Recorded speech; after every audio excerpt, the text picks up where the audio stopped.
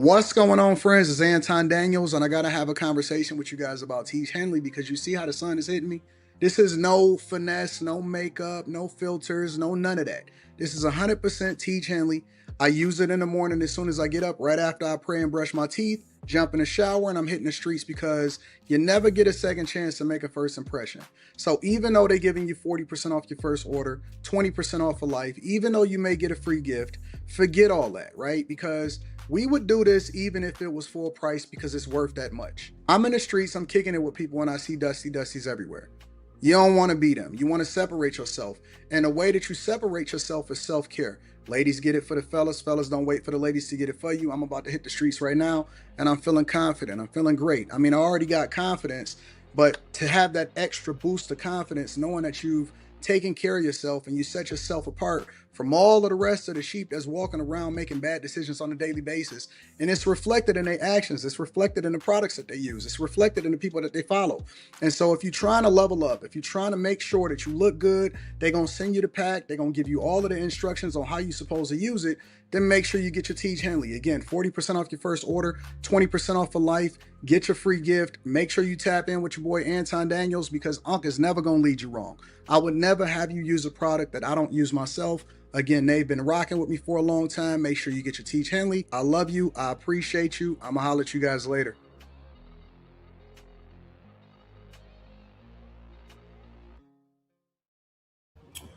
What's going on is Anton from AntonDaniels.com. I appreciate you guys for continuing to rock with me. Thank you for tuning in for another edition of the Millionaire Morning Show. I am your host, Anton Daniels. What up, what up, what up, what up, what up? What's going on, friends and family? Am I ready for the snowstorm? What snowstorm? I don't know what you talking about, family. Let's see what y'all talking about inside of the chat. Top of the morning to the bag chasers. Make sure y'all tap into the Patreon. Link is in the description. Shout out to my dog Trill Mercy. What up? Self-made forever. Tone Reacts. I see you. Paige, Sabrina, Loso Way, Jason 18. Terrible People Podcast in the building. Says great show last night. It was a hell of a show last night, wasn't it? Man. Angry Man pulled up. Everybody was cooking and kicking it. What up to Tam Speaks, your car? Is that Pint for Pint? What up, Pint for Pint? Vito Royale, I see you. Trees. You know what I try to do? A lot of people don't know this. What I try to do is I try to really remember everybody. Like not just the people that I see on a regular basis. I try to remember how people speak, what they say. I have a crazy memory. I have an insane memory. So, yeah, man, like I really do be paying attention. I see how people communicate, what they say, what criticisms they have, and it kind of sears it into my brain. So I remember. Beans and Greens, what up though? Jesse Xavier. Keisha says, was wondering if you guys think America can afford for women to be stay-at-home wives to take care of their children. We strayed away from this idea as a society. I absolutely do, Keisha. I absolutely do. I think, contrary to popular belief, that let's start off with this. I think that contrary to popular belief, yes, we as a society can still afford for women to be stay-at-home wives and take care of their children. I do. I absolutely do. Now, that's going to be an unpopular take because the sentiment amongst most people is that life is too expensive and we can't afford to live. You can't afford to breathe. You can't afford to eat. You take two incomes, but that is a lie. That is a lie. That is one of the biggest lies that society will ever tell you is that you can't afford it. You can't afford the lifestyle that you want while living on one income. You don't want to be interdependent on nobody else for your safety and for your income. You don't want to live on a budget. You don't want nobody telling you what to do. That's really what it is. We don't want to practice group economics. We don't want to limit how we live our life and make a sacrifice for at least the first 5 years of a kid's life so that we can nurture them the way that we need to nurture them. We're a selfish people. It's not about living expenses. It's never been about that. That's never been the issue. It's never been cost. Never been cost. We were raised better and had greater morals and values when we didn't have nothing. Oh, Anton about to cook. I could tell what kind of Friday that this about to be. We were raised better and we had more morals and values when we didn't have shit. We ain't have nothing. We wasn't about nothing. We was waiting on our friends as we was graduating high school. The first one to get a car, that's all of our car. We all going to the mall. We all going to get it. We all going to get it. We didn't care what we was riding in. We was riding. Mama didn't make that much money. Anything that she made, she was making it like a little extra. Daddy was working at the plant or working at some regular construction job. Your parents, even back in the 90s, didn't make anything more than $30,000, $40,000. They didn't make no money. They didn't live in no extravagant houses. They didn't have 3 and 4 bedroom houses. They wasn't living out in the suburbs. They didn't have HOAs. They didn't have none of that. Even with them making that little bit of money, when daddy got laid off for the season or when he had to be off of work for 2 months, they did just fine. They didn't have shit, but they figured it out because he went and cut grass. He shoveled snow. How am I knowing this? Because that's what my life was growing up. That's what my life was growing up. You went and got your little job. You walked up the street to McDonald's. You caught the bus to school, and we made it work. We figured it out. We argued. We fought. We didn't have to spend a lot of money when we went out. We didn't have to do none of that stuff. None of that was a requirement, and it was easier for us to survive because what it took for us to be together wasn't about that. Even when it came to finding a wife and dating, wasn't no taking her out, doing all of that junk. It was, I love you, you love me, we're a happy family. All you had to do was like the person. It wasn't no, if you got money, are you going to college, how educated you are, all of that stuff. It wasn't none of that. I know it's Barney. It wasn't none of that. The only thing, I just had to like you and you just had to like me, and it wasn't no criteria, and we figured it out. I catch the bus to your house. All of that. Wasn't no true religion, jeans, all of this other stuff. Wasn't none of that. It wasn't none of that. Real talk. It wasn't none of that at all. I remember the first girl's houses I ever visited in my life, I caught the bus. Because I was used to catching the bus to go to school. I had to catch the bus all the way downtown to go to school. Caught the bus. We didn't need nothing but a pen and a paper. I was going to get numbers. Skating rinks. That's where I got my first box at. That's a fact. I lost my virginity to a girl that I met at the skating rink. That's a fact.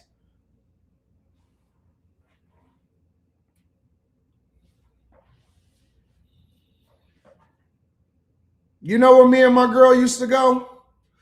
Dog, the date was at the drive-in. We would go to the, gas station to go get some snacks, hit the drive-in, we chilling. Slow motion. No expectations, none of that, bro. It was just hanging, man. It was hanging. So when Keisha says, Anton, do you think that we are in a space to where we can still afford to? It depends on what you want out of life. Is your goal to figure out how you can take advantage of the person that you're with? Or is your goal to work together with the person for what y'all trying to do and raising a kid? Because if your goal is to try to figure out how y'all can work together, then absolutely it's easier. Because you ain't tripping about none of this bullshit.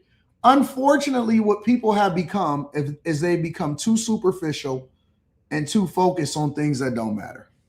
The money is going to come. You're going to grow. You're going to get better jobs. You're going to get better opportunities. Things are going to happen. You're going to get laid off, whatever. But it just wasn't ever that big of a deal. You know why? You know why it was never that big of a deal?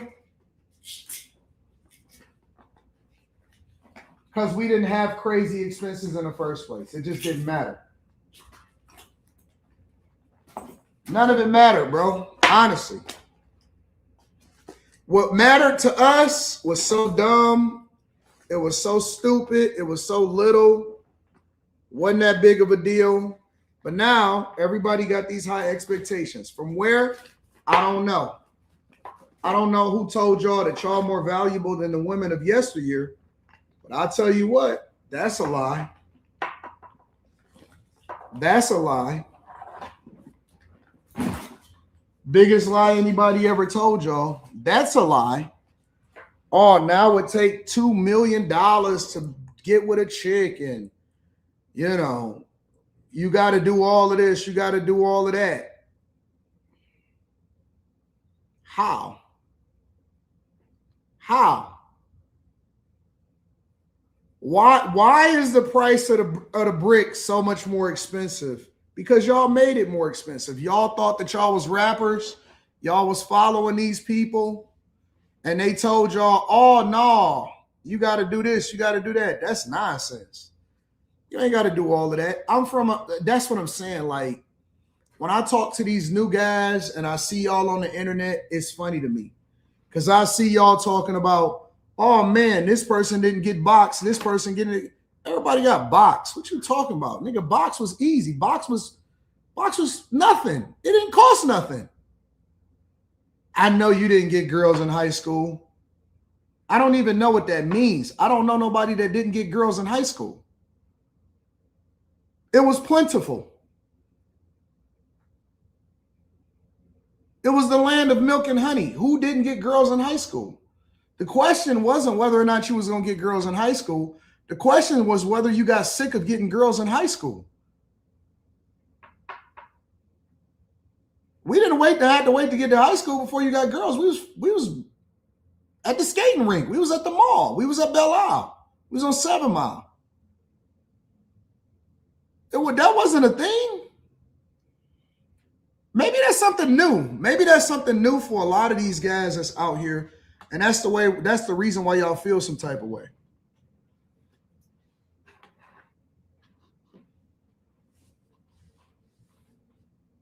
Somebody said I didn't, I was a lame. So lames got girls too. That didn't change nothing. Maybe they wasn't busting down the chick that was the most popular chick in high school, but they was definitely busting them down. Everybody was busting them down. That wasn't a thing. That's what I'm saying. It just wasn't a thing. I don't know. I don't, like, if you wanted to, you did. If you didn't, if you was more focused on your studies, then you was focused on your studies. But nobody cared. I'll do you this. Guys today care more about whether or not guys in their 40s and their 50s and their 60s, as though you would ever know. Guys today care more about whether or not niggas in high school was getting pussy more than when you was in high school actually doing whatever it was that you was doing. And I'm like, when did we get so, how are we so arrested development?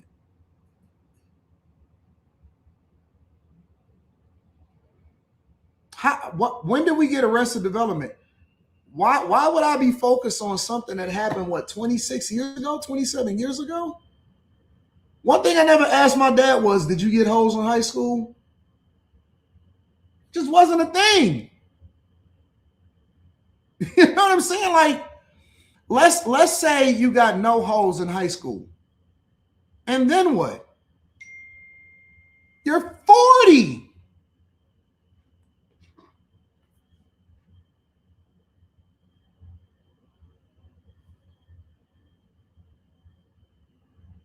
You're 40. What doing me?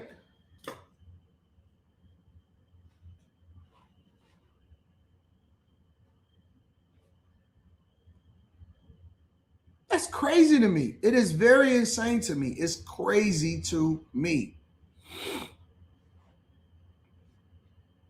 It's insane to me, bro. I don't get it.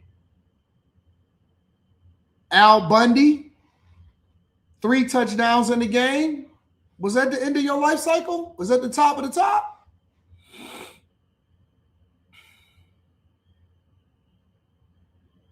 Let me ask y'all a question.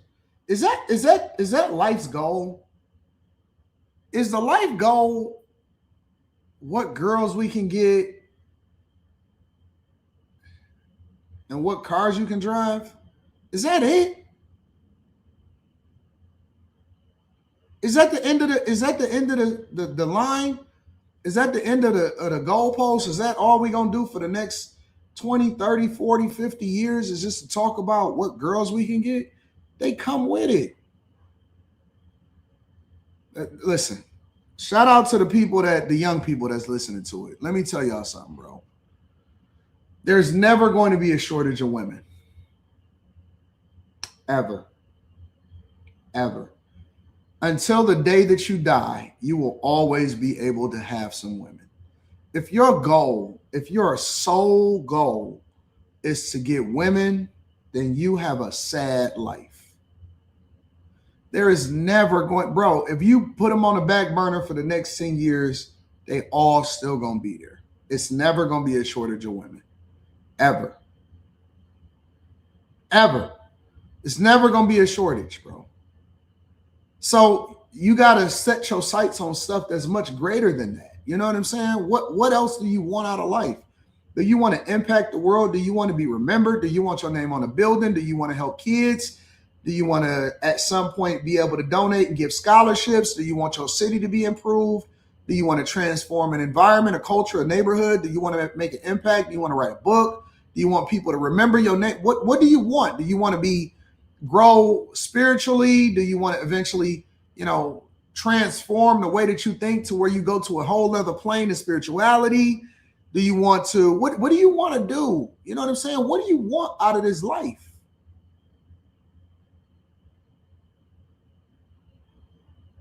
What do you want?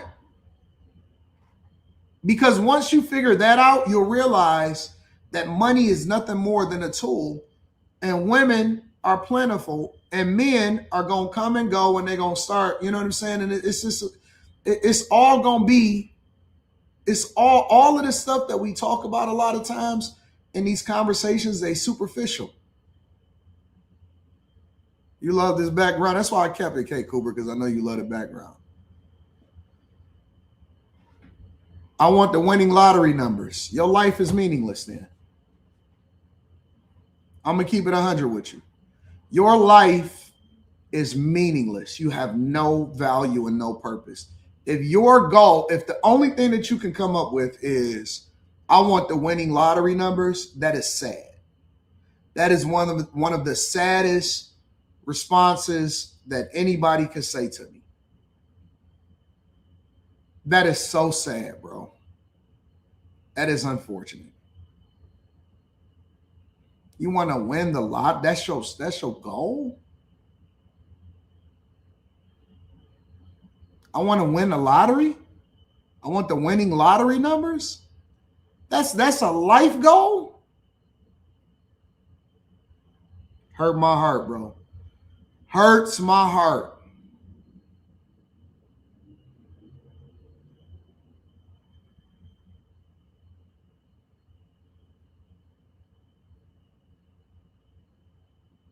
Hurt my heart, bro. Honestly. It really does. Like, you don't find no inspiration in nothing. You know what? I found myself crashing out this morning. I'm going to be absolutely transparent. I crashed out this morning, but I didn't crash out because, like, by myself. I was driving down the street and I was coming into the office. So I was driving down this street and I was about to turn into the alley. And I actually made a series of bad decisions, but I'm going to hold myself accountable. So I was about to turn down into the driveway to get into my building or whatever. And I know that on Fridays, usually nobody is in the building or whatever.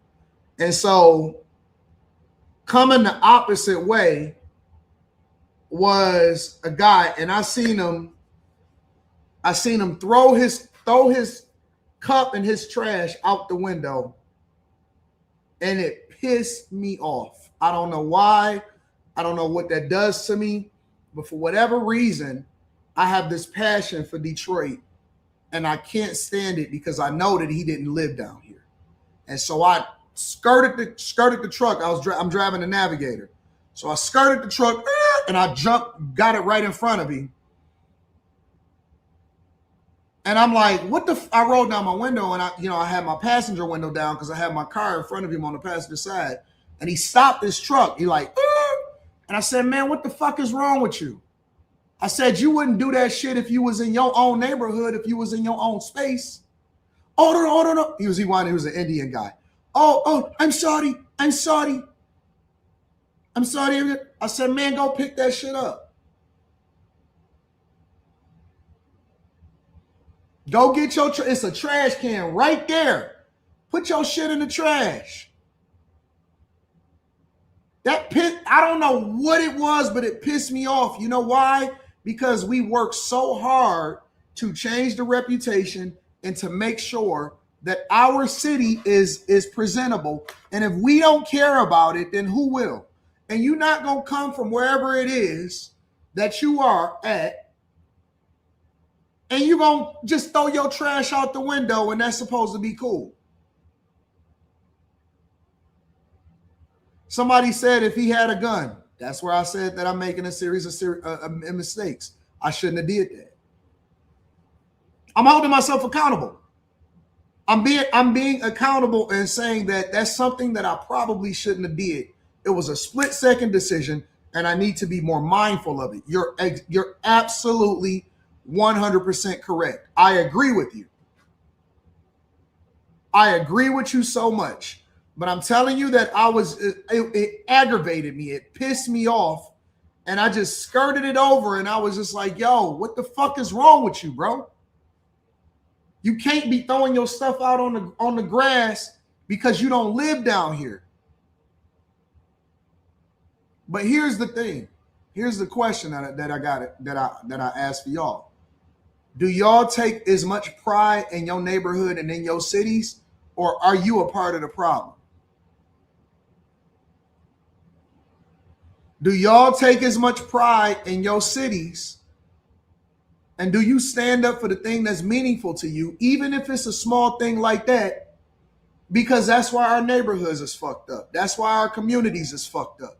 That's why, because we just dog it out. And then when we go out there, we on our best behavior.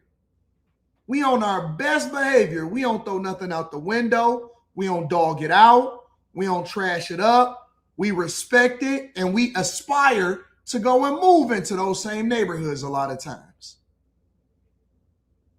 We aspire to move out there. Oh, man, this is gold. But we don't take care of our own fucking city. We don't take care of our own lawn. We let people come and dog it out. We dog it out. Then we got to get a cleanup crew. We got to volunteer and all of that or whatever, so on and so forth. We dog it out.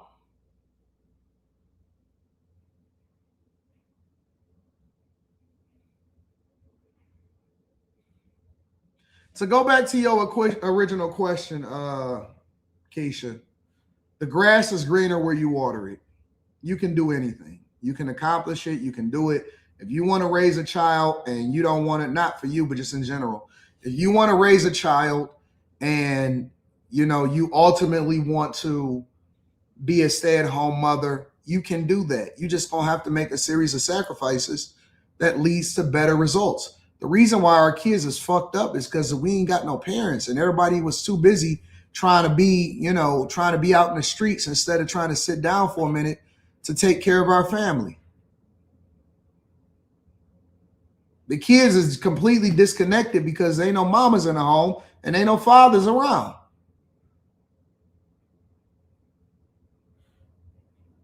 You absolutely can. We just ain't gonna be able to live the most lavish lifestyle. Well, guess what?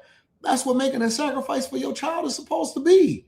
You ain't supposed to be doing all of the greatest things in the world. It ain't about you no more. It's supposed to be about the family.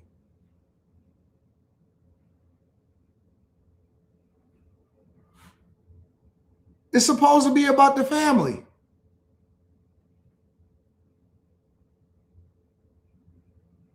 %100% is supposed to be about the family. I believe personally, and I'm gonna get started with the show. You know, Fridays we just kind of chill and kick it and figure it out. I believe personally that no woman that has a child, and I stand on this, no woman that has a child should be allowed to work in the first 5 years that they have a kid.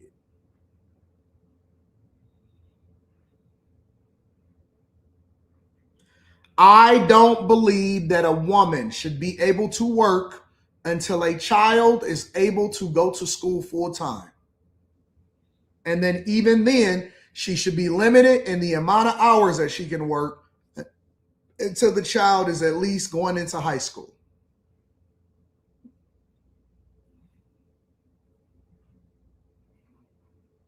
Whatever you got to do, whether you got to lower your lifestyle, whether you got to go get a used car, whatever you got to do, I don't believe, if we shut that shit down all the way and say, if you have a child,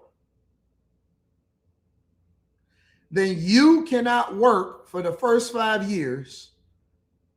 And once the child go to school full time, that you are limited to the amount of time that you are able to work while they're in school. I think that we would raise a whole different generation of people. Gen Z is lost, bro. We lost a whole generation of people. They can't read. They can't write. They can't write physically with a pencil. They don't even know what a pencil is or a pen. They can't write in cursive. They don't know what an eraser looks like. They don't know how to do drafting, writing their name in print. If it ain't got a phone, a screen, or a tablet on it, they completely lost. They don't know how to do self-directions, and they got to use Google Maps or Apple Maps or Waze in order for them to get left and right. They don't know north, south, east, west. They completely retarded. Man, listen, bro. If I ran a city and I had the ability to revamp it completely, if I had an ability to revamp the school system and the requirements for what you can and can't do, all of the YNs, all of the hot girl summers, they would hate living in my state. They would hate living in my city. Oh, fuck, I'm not going over there. We can't even have no jobs until our kid turn 5, 6 years old. Oh, man, kids will be complaining like a motherfucker trying to come to my state. Oh, my, I don't want to go over there to Michigan. Why? Because they just passed a mandate that all schools got to be separated and the boys can't be with the girls and the girls can't be with the boys. They just got rid of a co-ed. All of the schools are separated. So until you pass out of high school, you can't even go to school with girls. They would be so mad at me. I would fuck up the whole system. Oh, no, girl, we not moving there. We going down to Atlanta. Why not? Because this nigga Anton is governor, and he already said that women can only work a limited amount of hours until your kid graduate through high school. Girl. Oh, no, I'm not going to Michigan. I'm not going to... Well, why, girl? What's going on? This dude Anton is a Republican governor. He a Republican mayor. What did he say? What did he say, girl? He said that you don't get rewarded for having more kids. That on a state level, you're not getting a big tax return. You're actually going to get a reduction because it shouldn't be on the taxpayers to take care of your kids, girl. Hell no. I'm going over there to California and New York so we can bankrupt that state.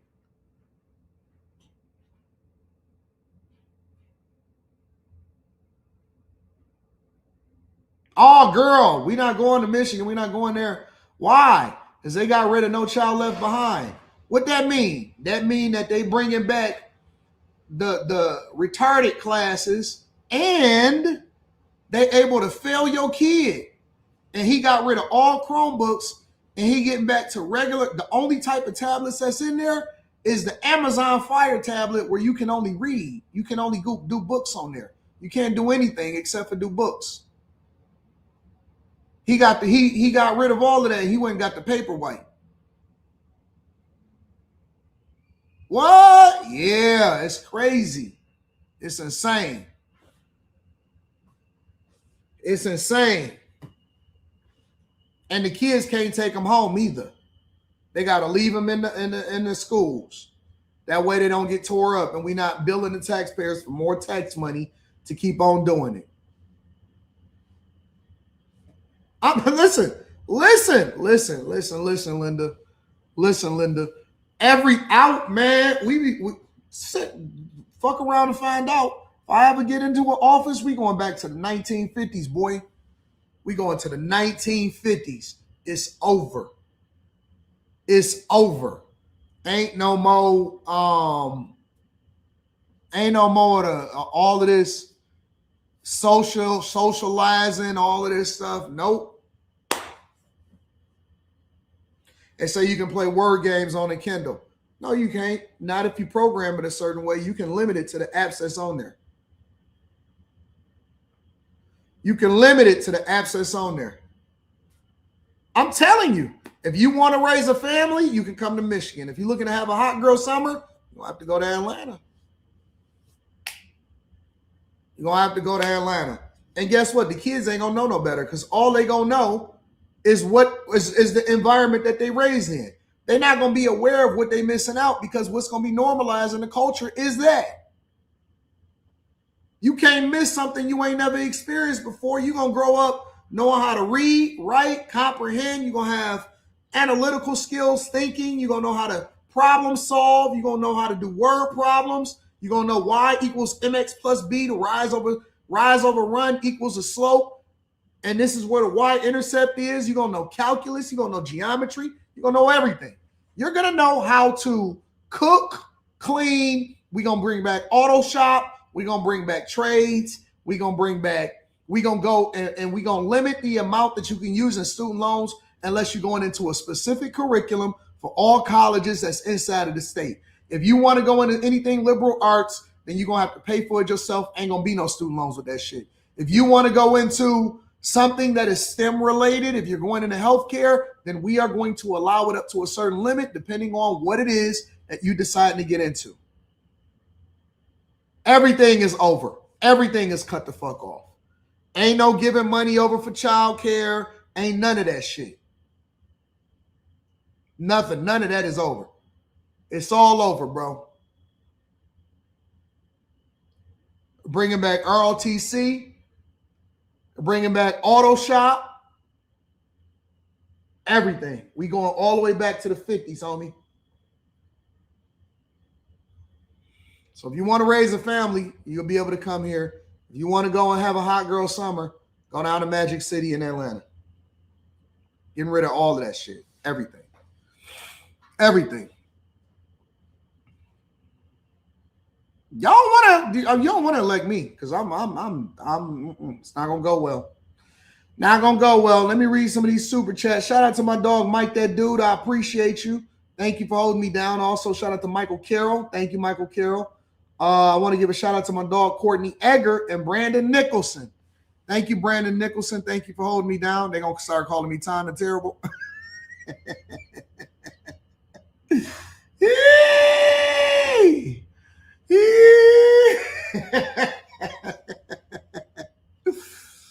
Man, when I start saying make Michigan great again, they're gonna be like, oh no. They're gonna start protesting, my body, my choice. All of the overweight big girls. Courtney Yeager says, what up? What's good, AD? It's Friday. I think my boxelitis is flaring up at an abnormal rate. What up, ladies?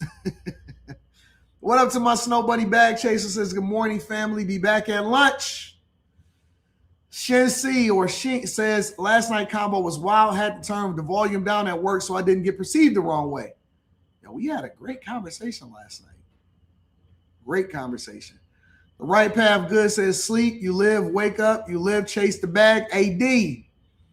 Juan the Wiser. What up, Juan? Says, Anton, you've sharpened me financially, spiritually, and politically. You one of the realists. I'm building Juan the Wiser, not launched yet, but coming strong. Keep an eye on it. If God's will, we'll build one day. Respect. Shout out to my dog, Juan the Wiser. Yeah.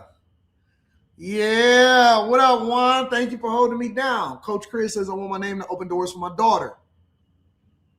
That's a good goal. Beat It Up Kool-Aid says, you talking like Detroit isn't one.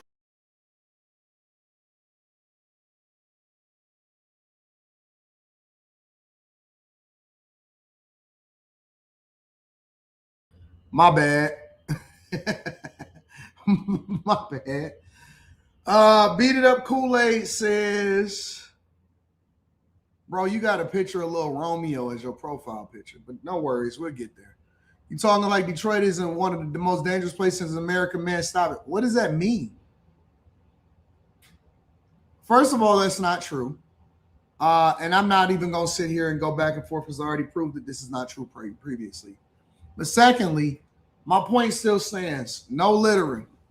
Not on my watch. You can't just throw your shit out the window and think it's cool. Absolutely not. Edgar. Shout out to my dog. Edgar says, why wish for winning lottery tickets when you could buy crypto instead? That's a fair assessment. Daily Discourse with Arturo. My dog says, ban work from home jobs completely. Oh, fuck. I am in that camp, bro. I'm with it. Bad Habits says, what up, big dog? What up, Bad Habits? Coffee money for the early morning, says Dean Murray. What up, Dean Murray? I appreciate you. Right Path Good says, Fatana Terrible, the new Blackula. High Tolerance says, what up, High Tolerance? I appreciate you. I love you. Thank you for holding me down for the 50 ball. Says, good morning, AD and the Bag Chasers. Clip this up. This will make people possibly think twice about buzz down behavior. By the way, those thinking Dak dodged the hot one, he didn't. She's all the way good. Mission accomplished. Thank you, High Tolerance, my dog. My dog, High Tolerance, with the Bag Chasers hat on in the profile picture. All right, so let me see what's happening in these streets, man.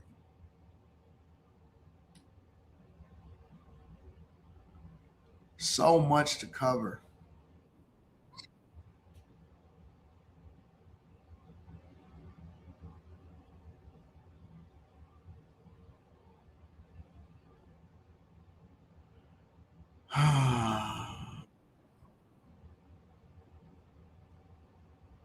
I guess I'll start here. I'm going to read that super chat shortly.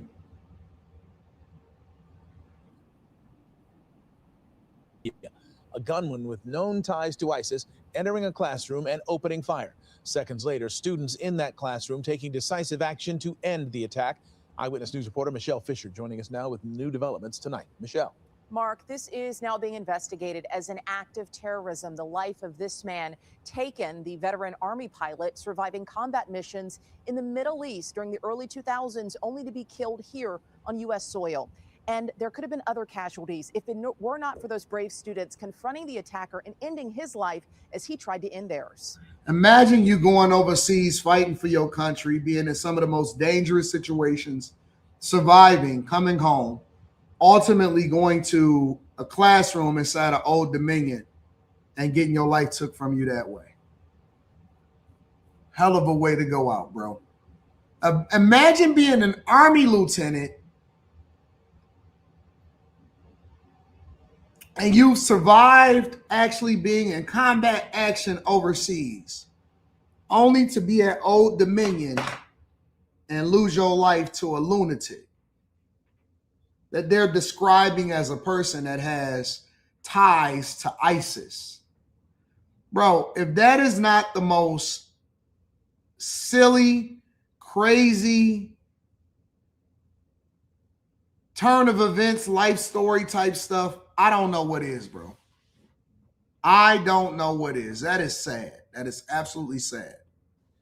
Prior to him conducting this act of terrorism, He shouted, stated Allah Akbar. Those words and then gunshots as a convicted terrorist targeted Old Dominion University in Norfolk, Virginia. All of a sudden we heard a commotion.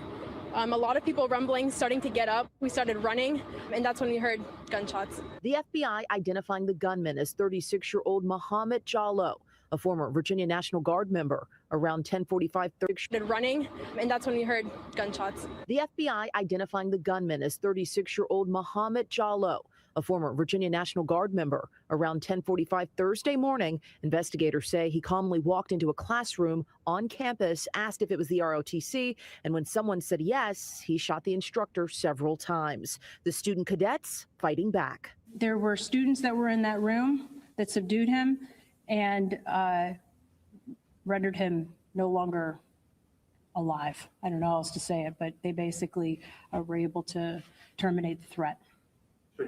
Shout out to the students, man. That's the type of these are the type of people that we need, bro.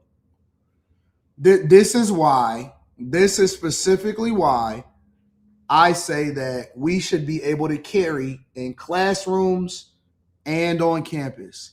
Is because if the only person that got the gun is the person that's the terrorist, then what do you think is going to happen? If the only person that got the gun is the people that's the terrorists, how are we supposed to protect ourselves?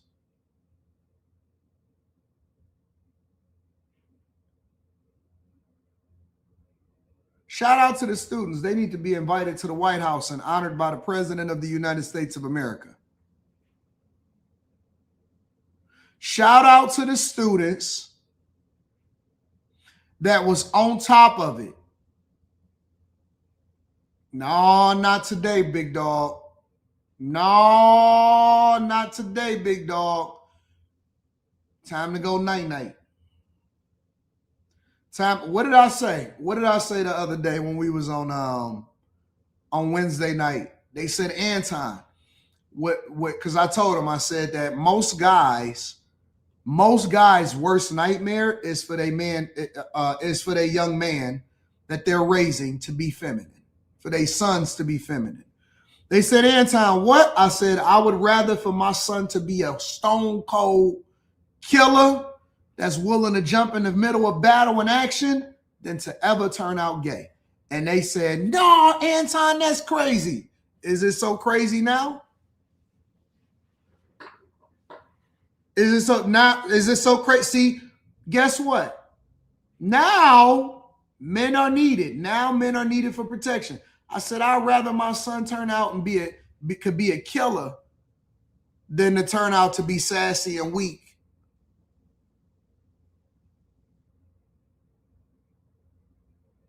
They stood on business, and they couldn't understand that because they're not men. The women all went into convulsions because they're not men.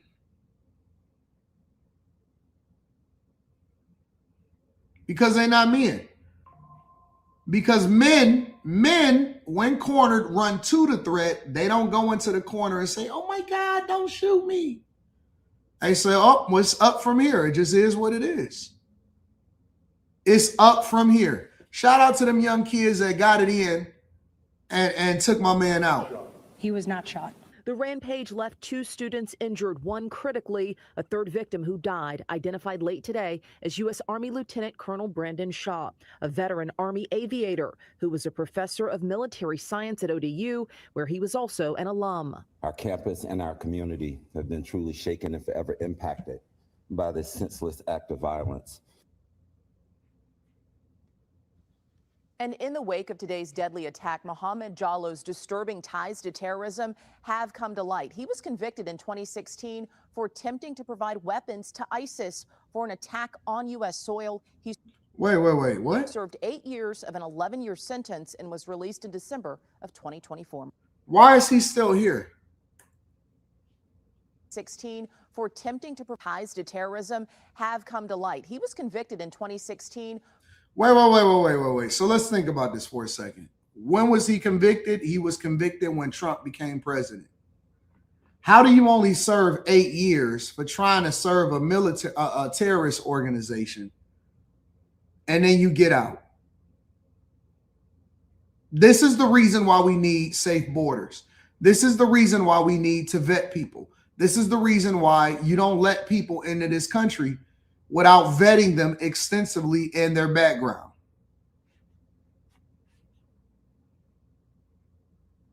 That's crazy. It's absolutely crazy. Let me say this also. Everybody keeps talking about Christianity and all of this stuff. I personally have never heard of or cannot think of off the top of my head anybody that is Christian, not Christians that get attacked. I can't think about anybody that is truly living a Christian life that profess themselves to be a believer of the word, going out there and killing people. Why is it that every single time that we catch somebody and they're a terrorist, they're either trans or they subscribe to a Muslim faith?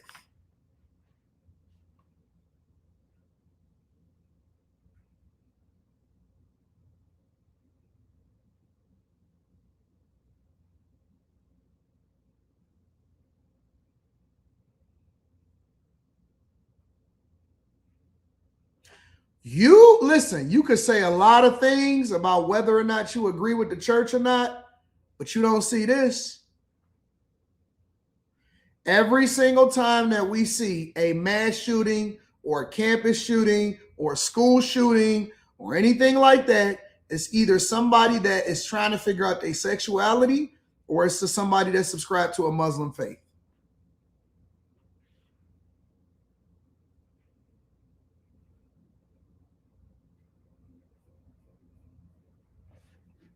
Why do we allow, you cannot, do you know that Christians are the most persecuted group of people and faith believers in the world? Still to this day, Christians are the most, people that believe in the word of God are the most persecuted group of people ever, and all across the world. The world.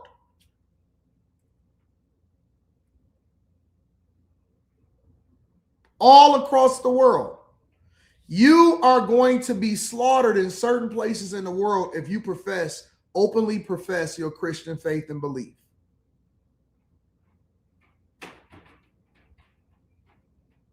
Yet, the most destructive and the people that yell out whatever it is they yell out before they try to do some of the worst shit to people that's innocent, is always of a completely different faith. Why is that?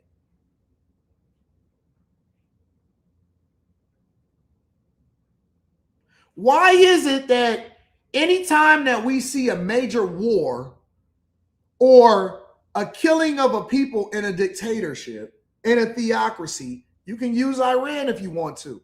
Iran is a theocracy. It's not based off of Christianity. Why is it that they always are of a Muslim faith?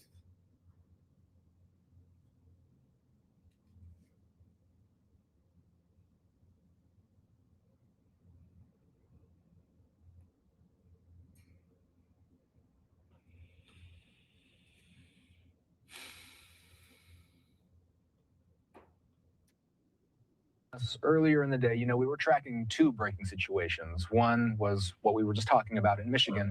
The other in Virginia at Old Dominion, and Fox 5 in DC traveling down south to report on the scene. The latest in that deadly investigation there. Let's watch. And first tonight, we are learning a professor of military science, Lieutenant Colonel Brandon Shaw, was the victim killed in today's shooting at Old Dominion University. The gunman is a man from Northern Virginia who previously served time for providing support to ISIS. The FBI arriving to the shooter's home tonight in Sterling. That is our big story tonight at 10 o'clock. Our Shamari Stone is live near that home with the latest details. Well, we're actually bringing viewers closer to the home. We are here on Deb Hill Terrace, and this is where Mohammed Baylor Jallow lived. You can see right now as we try to bring you closer here, but at the same time trying to... Somebody said, I'm not going to criticize the Muslim faith.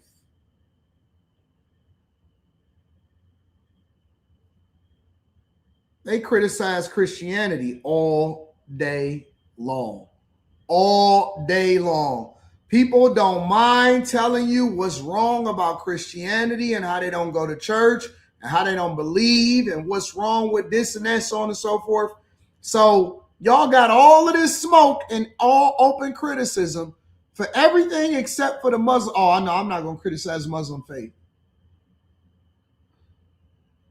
Why can't? Why can't I? So you can run up in a place in a school, Old Dominion, shout Allah Akbar and kill somebody, and I can't sit here and have a conversation about it? Why? Why? Why can't I? Why can't I? I absolutely can. 100% I can. And you should. You should. Why is it that every time somebody yell out, Allahu Akbar, they trying to blow something up or kill somebody? It's not propaganda. Somebody died. It's not propaganda. Somebody died. What are you talking about? They're not doing it just because they woke up this morning and felt upset. They're doing it because they believe something against you. Listen, everything in this world is spiritual. You can say and feel how you want to feel about it. Every single thing in this world is spiritual. Everything. Even when you have sex, the best sex, come on, we grown folks. The best sex is when you're emotionally connected to the person that you having sex with. It's spiritual. It's spiritual. It's a straight up emotional connection that enhances significantly what you got going on. Do you know why you're so passionate about whatever it is that you're passionate about? It's because they believe more than ever. Belief in something is more powerful than the actual act itself. My belief in it is more powerful than the actual act itself. I'm telling you. This is not my opinion. This is real. This is real. When you have an emotional connection to something, that's why it's heartbreaking. You can't break my heart with something that I didn't have an emotional connection with. I don't care. That's why we slot women accordingly, because if you a woman that is super promiscuous, we got to slot you accordingly. It's not that we don't respect you as a woman. We respect your humanity, but we also don't want ourselves to get attached to something that is going to break us, because there is a tie, there is a connection to it. So in order for me to be able to still have you in my presence, I have to emotionally detach myself from you so that I don't get any kind of connection with you whatsoever, and I can cut it off. That's all it is. It's the ability to cut it off. It's the ability to not care. That's the difference between us as human beings and savages and animals. That's the only difference. It's the only difference. How can we make it just transactional?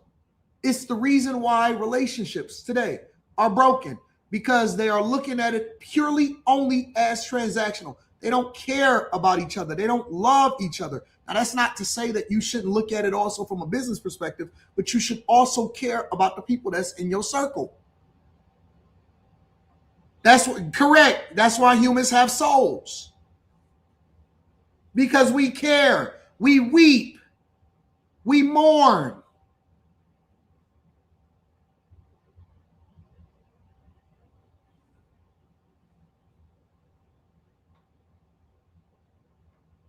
And when a person is so, see, look, we could fuck 1,000 girls with no emotional connection whatsoever, knowing that she out here hoeing and busting it down for all these other dudes. But when it's your girl and you emotionally connected to her, you spiritually connected to her, and it's like, oh, and she do something that's out of pocket, it's, oh my God. That's why men love harder. That's why men are more brokenhearted when certain things happen in a relationship, because it's like, wait a minute. It's not that you're so awesome as a person. It's because I loved you more than anybody that loved you before. I had an emotional connection and you broke that. It's the reason why men can't take women back that cheat on them. Because there's something there that's broken now. I can't put it back together. It ain't that you so great. You an ugly fucking bitch. And you hold it out and you slept with a real one. But that emotional connection is no longer there. So I can't do stuff that I wouldn't normally do for another human being because I don't feel that no more. Now you just another hoe. That's why men can't take women back. It ain't that women or men are so much better or worse than each other. It's because when we love with our physical being, meaning that we're willing to die. We go out there every single day in order to try to kill ourselves a little bit, and we're willing to put our life on the line for you. So when you take that and you give it to another man that don't give a fuck about you, it breaks us. It'll break us. And I know it don't make sense to y'all ladies, but let me just really help you to understand something. Listen. This is the reason why guys can fuck around and do whatever it is and not give a fuck about a chick and still love emotionally, deeply. Y'all don't want to have this kind of conversation. Y'all don't. This is why they could just not be connected at all and look at that fucking hoe as trans. Oh, fuck, that was just a moment. I was just weak at that moment. But I adore you. I put you on a fucking pedestal. But when a woman gets with another guy, she had to be emotionally connected in order to cheat with that nigga. Because there's no way she can break away from this guy that really love her and still do it with that other guy and not be in some way connected, because the way that he got to her wasn't because he was so beautiful and fine. It was because he got to her because somehow, some way he tapped into her heart, which then opened her up for the ability for her to be able to cheat. And I can never take you back in that way because he already got you. I can never take you back. I could never have you back in my household because you basically pushed me away. I'm explaining it to you. This is how God made us.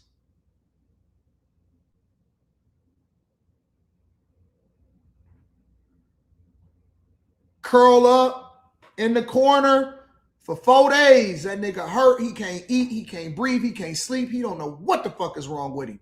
He ain't ready to go to work back. But on that fifth day, when he come up out of that, he gonna be a different type of dude. When he over you, it's over. He don't give a fuck about you. He don't never want to see you again. You broke my heart.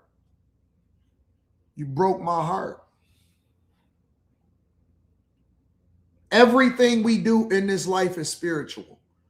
Everything we do in this life is spiritual. That's why I want y'all as ladies to stop comparing yourself to men. Stop trying to be like a man. Facts, Trill. I don't want to know. Stop comparing yourself to men. You don't know what we go through. We be on the battlefield. We'll die for this shit. Crash out. Everybody dying. Everybody dying in this bitch.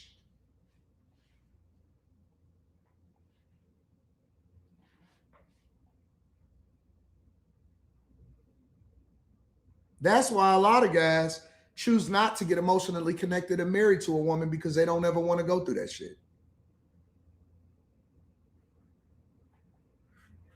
You don't want this. You don't want this agony. It'll break you. It's built for men. We stronger. We can take it.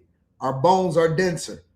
We supposed to be. You ever seen any of these animal documentaries? We're going to go into the next story.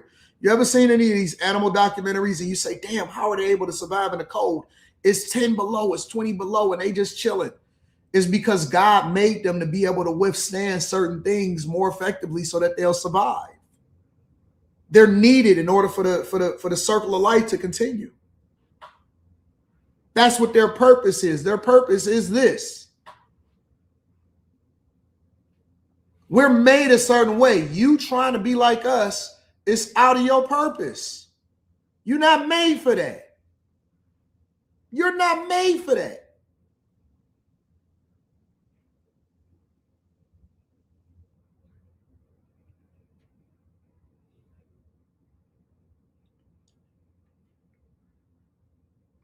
I cannot be any more clear than I'm being right now. Even a dude that's pimping. I seen somebody in the chat mention pimping, right? You know what pimp ain't tripping if he get his chick knocked off? But that bottom bitch, oh, he got so much confidence in her. He feels so strongly about her. That's the one he be really having sex with. That's the one that he had kids with her. That bottom bitch, she ain't even got to look like the rest of them, right? She don't, but that's the one. Listen, if anything goes down, I love that chick. Even though I'm pimping, I love that chick. You can knock off all the rest of them. We can replace some hoes, but that bottom bitch, nigga, oh my God, make that nigga retire. You knock off his bottom chick, he'll retire, nigga. They got an emotional connection. An emotional connection. Way he look at her ain't the same way. They married. They married. Him and his bottom is married.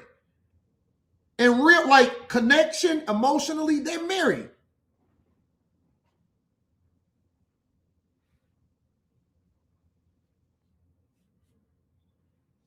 Yeah, cry for that hoe.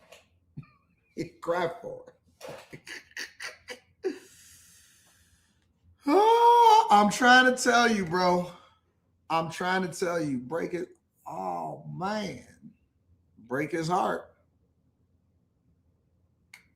Break his heart. You can have a lot of cars. You'll never forget your first one. You'll never forget your first car because you had to hustle. You had to buy that with your own money. Oh, man. 1986 Buick Regal with the rag top. Boy, I was like, you can't tell me nothing.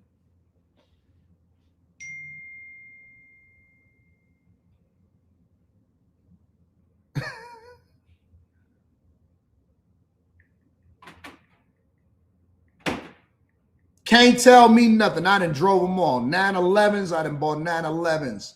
Got the Nav, Challengers, Hellcats, Mustangs, Cadillacs. Anything that you can think of, I done had it. But let me tell you something. That 1986 Buick Regal, 4-barrel carburetor, Flow Masters, boy, let me tell you something. I still be chasing that car. I still be looking for it, man. Y'all seen a clean Buick Regal because I still feel some type of way about this shit. You said never put value in something you can get again, AD. I can't get that one. Don't you listen? J. Cole is still riding around with his Honda. Ludacris still got his Acura. He never got rid of it. Are y'all listening to what I'm saying? Ludacris still got his original Acura. J. Cole still riding around putting his car in the shop. He can buy any car he want. He holding on to that Honda. You ever seen your grandfather or your great-grandfather in that car that's in the garage? He ain't never fixed it. He only bring it out on the days that they have the shows. Woodward Dream Cruise. It come out once a year. That mug's in the car. If you do something, Eleanor. No, you didn't. Oh, kill me right now. Kill me over. You'll never miss that. Nigga, that's our virgin. You can never get that.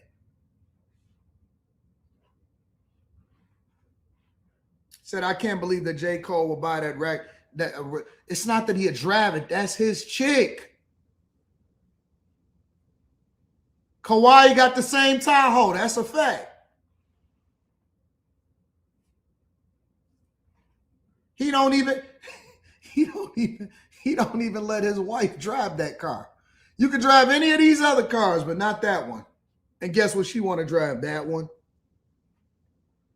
Look at it. Look at everybody in the chat. All of these dudes in the chat right now is telling you what all of their experiences is. They telling you, I had 12s in my lag. I had a 2000 Nestle. I had this. Dog, I remember when I had this. That was my best car. Yo, whatever, so on and so forth. I never did street parking again. I missed my 1994 Chevy Cavalier. Old blue. I still miss my 95 300ZX. These niggas is in here losing their mind. My uncle still got his 92 Integra with 266,000 miles. Man, I miss my Probe. Man, my first car was a 7-7 Monte Carlo. Niggas is broken hearted right now. I done uncovered some old wounds right now. I miss my GTO 1974. 9-3 Buick Park Avenue. Look at these niggas. These niggas is losing their mind. Oh, man. My 1984 Oldsmobile 98 Regency Brougham. I miss my car. These niggas is losing it. 78 Delta 88. 78 Buick Regal with the rallies. Man, I'm getting my 1982 Lincoln Mark IV this summer. I'm going to get that bitch.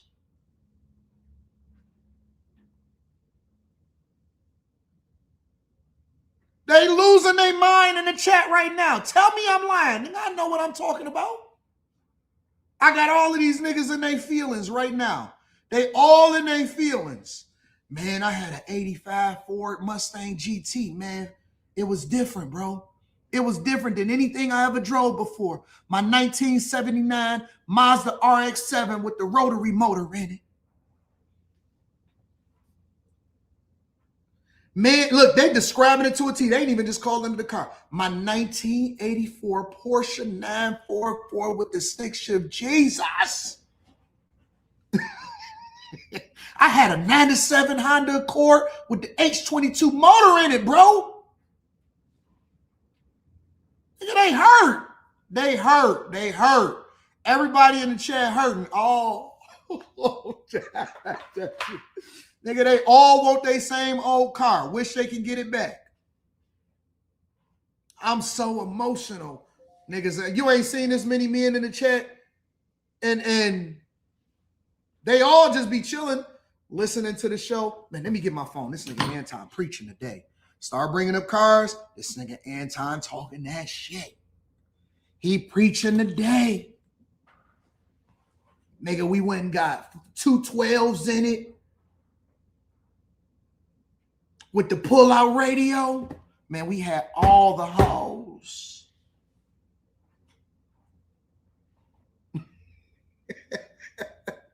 Of all the cars that think about this for a second. Remember this. Of all the cars, hold on, watch this. I'm going to call my brother. All men think the same. We all the same. We all the same.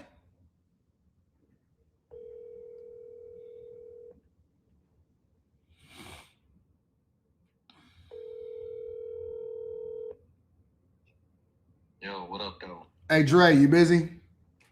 Not really. I got a question for you. What up? I got 2 questions. I'm on the live stream. Okay. My first question is, what has been your most favorite car that you've ever owned? That I've owned? Yeah. Probably. No. Hold on. Let me back up. What's the car that you've been the most heartbroken over? Oh, my Grand Prix. Definitely. 84 Grand Prix cream. Oh my God, it was a beast. Why was you so heartbroken over it? Cause that was a classic, and I scraped and scrimped and got that car from the dirt. And when I got it all where I wanted it to be, I had a radio that I put up under the seat, everything. I had sounds in it, and came out on the Million Man March Day, and they stole it. Yeah, they stole it right from up under me. That was my fault, though. I want to kick myself in the face every time I think about it. Was that your first car? Yep. Okay, so let me ask you another question. Of all the cars that you've owned, you didn't have BMWs, all kind of stuff. Why is that the car that's the most meaningful to you all the way up until this day? I don't know. I guess because I don't know. I really don't know. I couldn't tell you. If I psychoanalyze myself and try to go back to that day, it's just like that time. And that was what I guess I put a lot into it. You know, it's like I worked on it and put duels on it. I had a lot. I don't know. I really don't know. I'm trying to think about it now, but I couldn't tell you. Why can't we let go of our first car? Oh, yeah, maybe that's what it was. That was my first car. That's something you brag about. Because your first car was, what was it? I don't know why I'm thinking the Monte Carlo was your first car. Buick Regal. The Regal. Oh, yeah. You got it painted and everything. Yeah. It was the Regal. Yep. All right. I just wanted to confirm. So why do you think you was heartbroken over that car? Or because I love that car. Yeah. Because that was my first. That was my baby. Yeah. that was your virgin car. Didn't you go to the prom in the Monte Carlo? And yours, yeah. Yeah. You had a Monte Carlo. I used yours. Yeah. Yep. Okay. Yep. Mm-hmm. Wow. Now you got me reminiscing. Man, why you do that?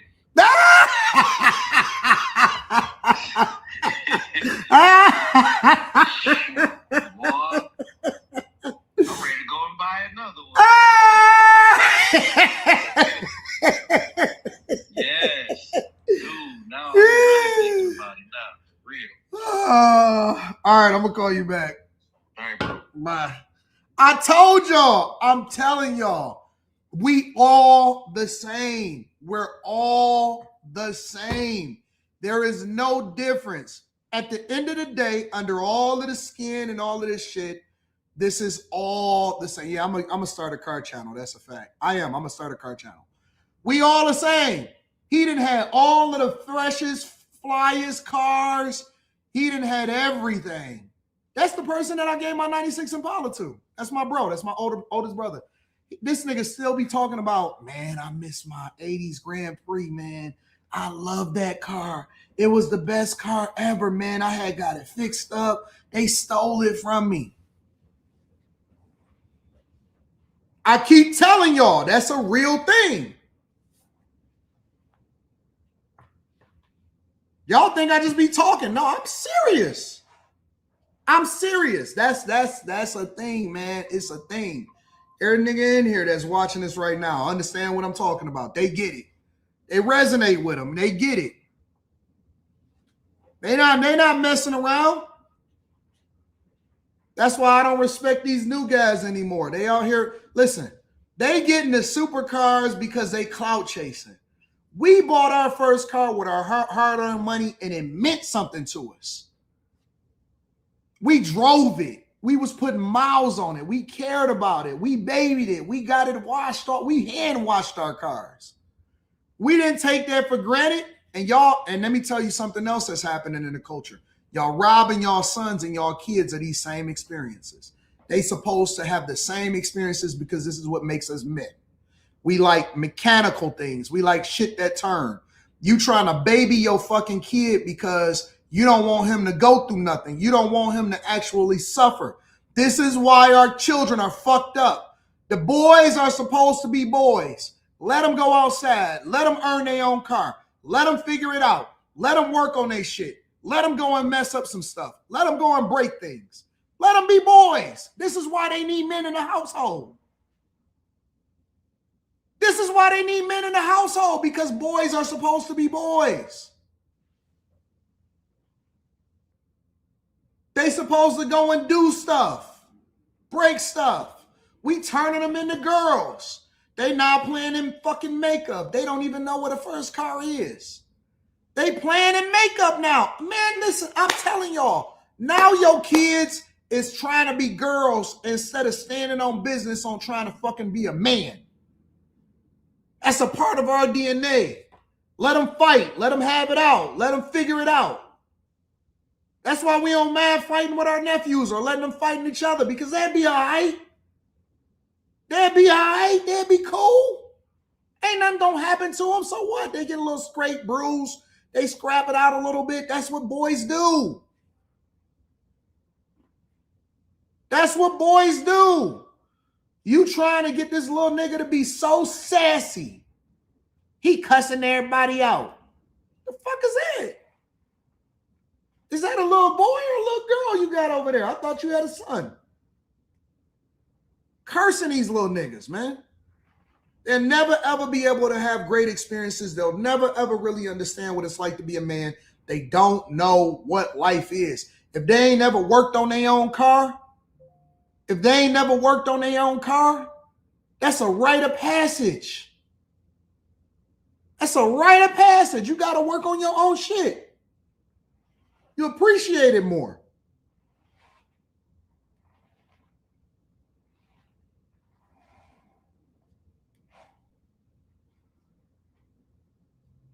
They don't know how to change tires. They don't know how to put on a spare tire, bro. Bro, if I say was righty lefty loosey, was righty tighty lefty loosey, they don't know what the fuck that means. Righty tighty lefty loosey. What the fuck is what? What's righty tighty lefty loosey? That's how you know which way in order to turn the screws so that you're not continuously making it tighter instead of loosening it up. Righty tighty lefty loosey. That's the way that we learn. That way you're not stripping it. Ain't got no fucking fathers in the household no more. They all being raised by tablets and YouTube.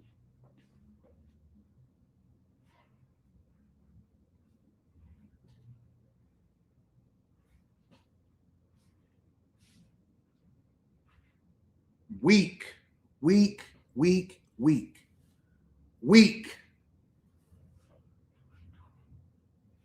I done got derailed. It's Friday though. We good. It's Friday. We cool. That get me excited. Maybe I do need to start the car channel. I think I'm gonna turn the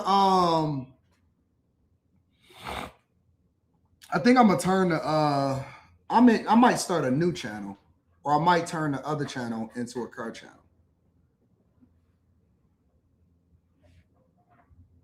You know what I'm saying? We it's different. They'll never understand it.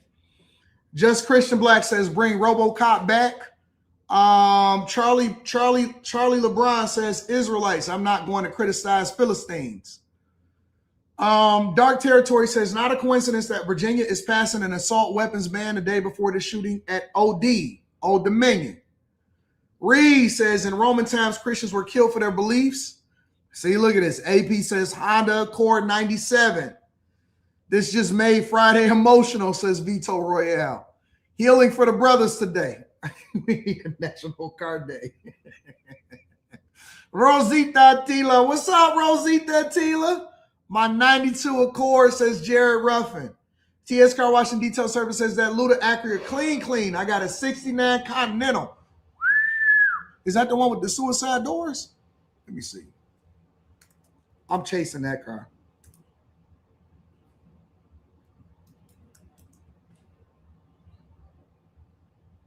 That's the one with the suicide doors, bro. I think that's got, yeah, that's the suicide door joint.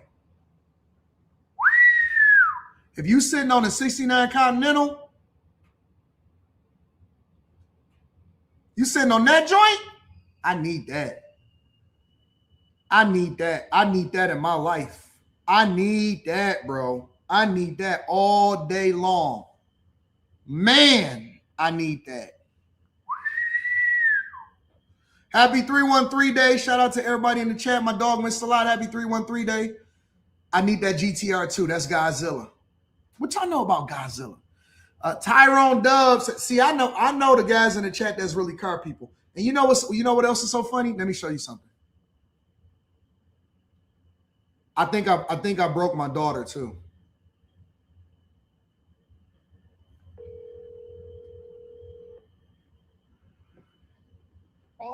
Hey, baby, you busy? Hey, no, I'm not busy. I got a question for you, Les. Yeah. What do me and you bond the most over?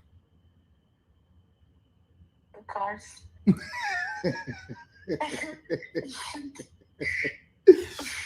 Why do you like cars so much?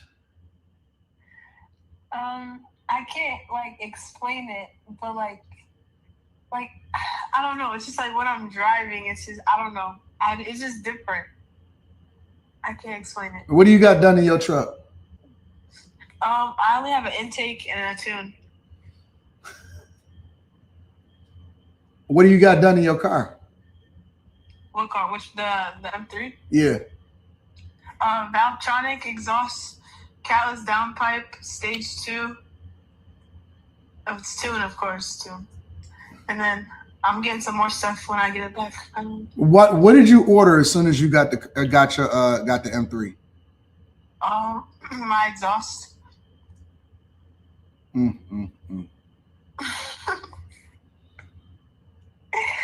You obsessed. You are obsessed with cars. Yeah, I'm pretty locked in. Well, just wait. Just give me like 3 months. Watch. All right, bye. Bye.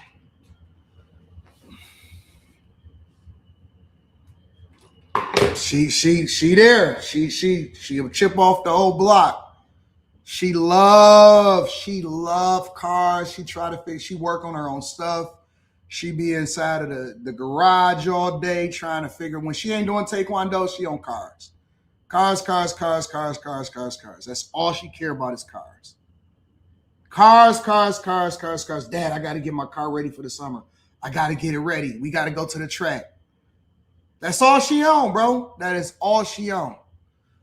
My 88 Pontiac Bonneville says Tyrone wasn't the best, but I loved her even with the driver's side door swinging open, going into turns on the Jackie Robinson Parkway.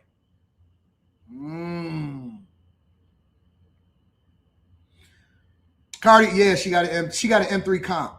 Cardio 82 says this car segment proves that we need a car channel. That's a fact. I agree with you.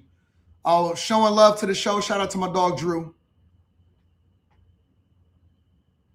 I tried, Mimi. That's why I ain't had criticism for you on that. Key KM says, yo, AD, not just my Mark IV, my grandpa had me picking up 2 Cadillac DeVille Fleetwood 4-door and 2-door 1990 boats. Make that car channel, bro. All right, I'm on it. I'm gonna get it. We got car channel coming. I'm gonna work on it. Tone React says Sean Flyer had to stop my high-low for the car show. Yo, we own it, bro. You know what I'm saying, Tone? A76 Vlog says, man, I'm about to go get that 99 Honda Civic EJ Coupe with the D Series 5-speed. I'm chasing like an 88 BMW right now. 88, the Benz, the old school Benz, and the BMW. High Tolerance says, talk to him, big dog. Mom's gave me her old 88 Century junior year. 84. Oh, you had the Buick LeSabre? My boy had the Buick LeSabre. G-bodies are heartbreakers. Great 85 Regal Limited 17-inch chrome. You had the Daytons, the gold Daytons with Vogues, with the power hole. Had that junk 3.1 and flipped it for my first bike. Shout out to the people that understand what we talking about. Thank you for the 50 bucks. Hey, man, y'all got me nostalgic right now. I'm feeling some type of way. High Tolerance says, talk to him, big dog. His mom's gave me her old 85 or 88 Century junior year. Oh, yeah. I read that one. Shout out to you. Mr. Lott says, happy 313. What up to all of my people in Detroit? Happy 313 day. TS Car Wash and Detail Service says, show them Luda accurate. They don't know how clean it is. Yeah, I only pull it out on summer days. We get there. I'm going to get there. I'm going to come to you in a second, Q.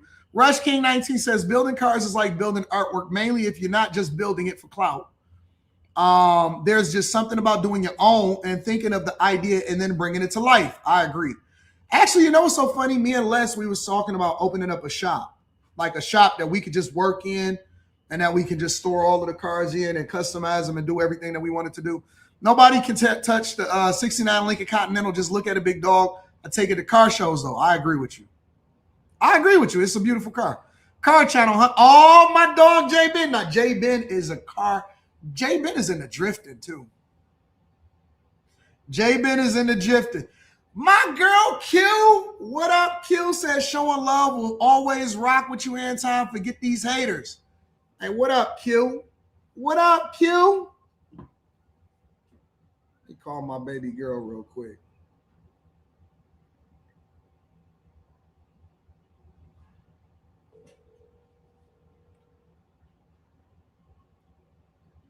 Hello. Hey, I'm on a live stream. Okay. What's up, baby girl? Hey, Anton, what is going on with the internet? I don't know. I don't see it.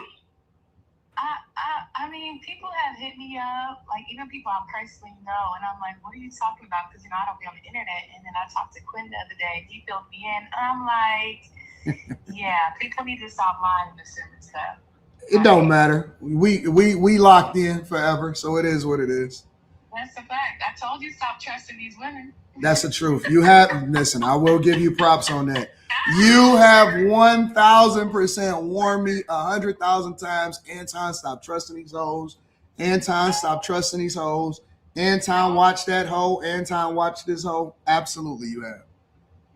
Stop trusting these women. They just gonna ride on you for a little bit till they get their little come up and then hop to their channel. Yep, I agree with you. I agree. All right, I'm on it. All right, Q. All right, bye, Anton. Bye. Real one. Shout out to the realest. The realest. Shout out to my girl Q. Meetup. Not on the 13th anymore, no more. Yesterday, I saw you tell a viewer you working on it. Yeah, I had to move some stuff around. Shout out to T. Salee in the building. I appreciate you. TS Car Washing Detail Service says you saw Mike Epps' Cadillac. Yeah, I did. No, I don't know if I would go to Ross. When is Ross's car show? She do be right as hell. If anyone knew where I can find a green, accurate, vigorous stick shift that's in decent condition, let me know. Look, I got everybody in their feelings now. My dog, your car says we appreciate all of the work you put in and all of the entertainment you provide. The Real will always have your back and never drop a video shading you. Shout out to all of my real ones. My real ones. You know what's so funny, though? Your car, I don't see it.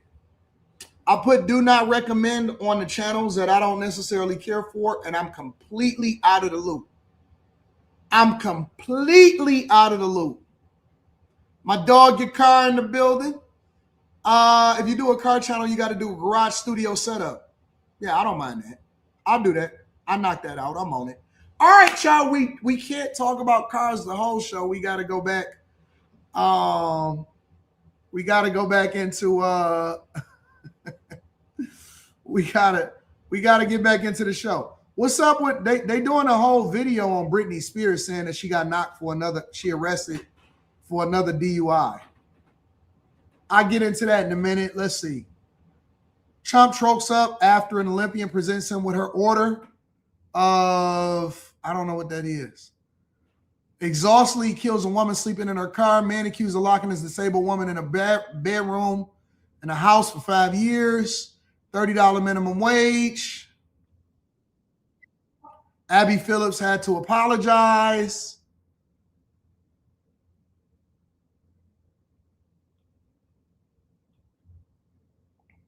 Let's go here.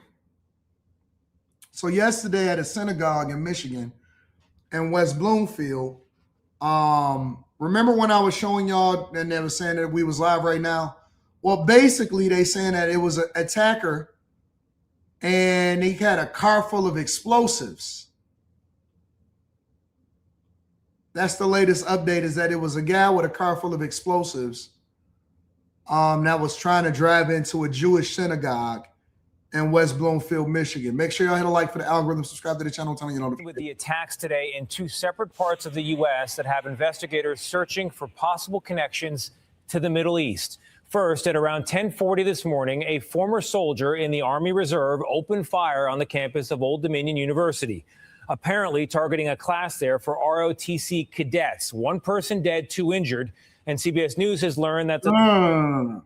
What? Hold on. Let me see something. Let me rewind this one more time. Good evening. We begin with the attacks today in two separate parts of the U.S. that have investigators searching for possible connections to the Middle East. First, at around 10:40 this morning, a former soldier in the Army Reserve opened fire on the campus of Old Dominion University, apparently targeting a class there for ROTC cadets. One person dead, two injured, and CBS News has learned that the suspected shooter had ties to terrorism, a prior conviction, in fact, for providing material support to ISIS.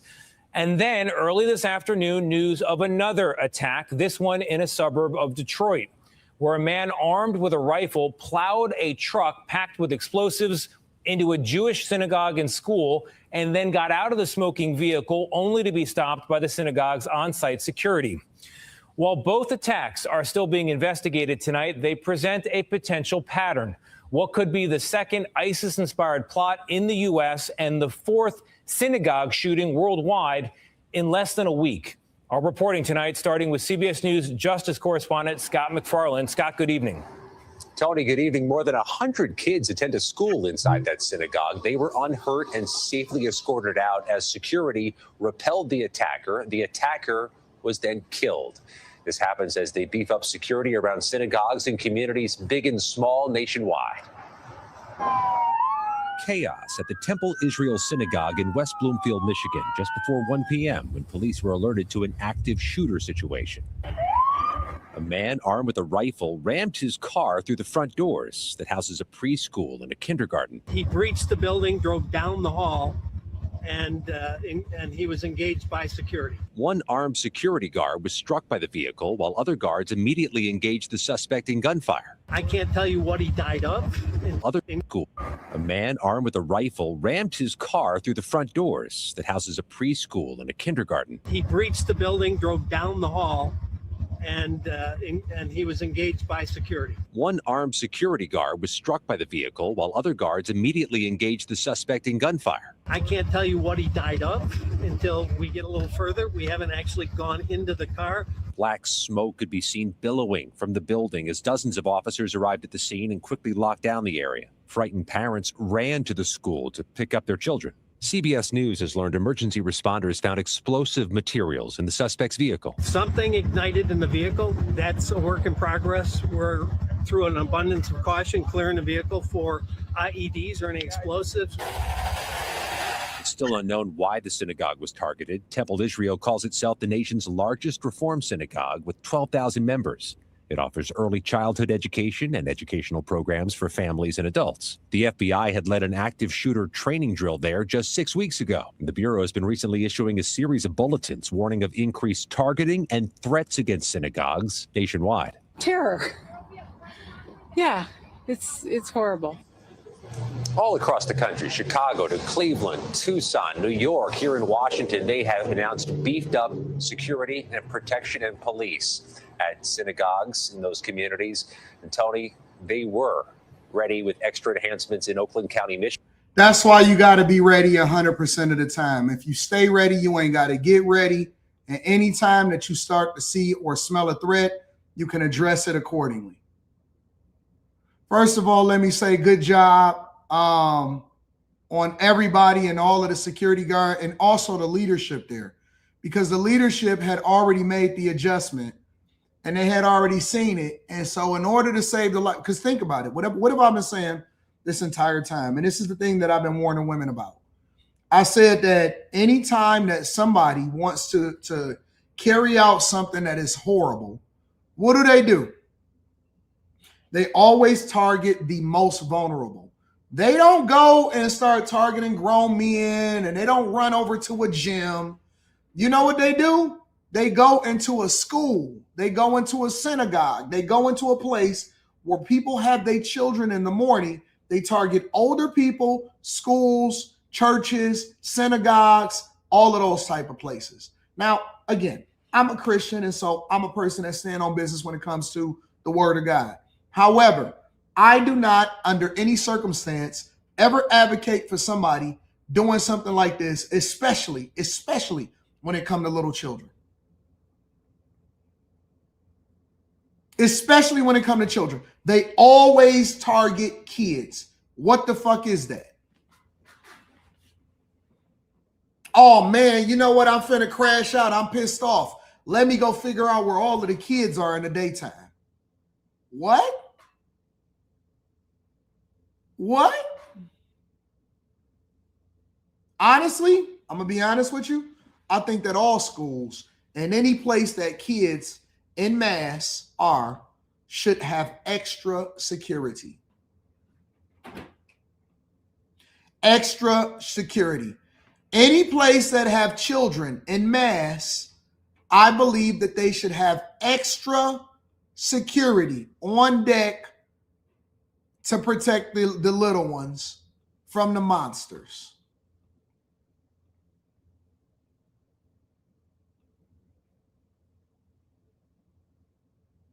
That's just pure demonic, bro. That is purely demonic. Continuing to piece together what happened. The FBI is the lead in this case, and they're trying to figure out what led up to this attack. Fox 2's Dave Kinchin joins us now with more on the attacker and the investigation. And Dave, you're live in Dearborn. And let me say this too. For all of y'all out there, before we get into the rest of the identity of this person, don't tell us not to stereotype. Fuck you. No. Don't tell us not to stereotype. We stereotyping. Fuck what you talking about. We're stereotyping you. The same way that we stereotype everybody else whenever, because listen, stereotypes aren't given. You know how I was talking negatively and I was talking that talk about the person that got took off the plane yesterday, and I said, yep. Fits the stereotype, fit the narrative. Every single time it's usually them. You can get it too.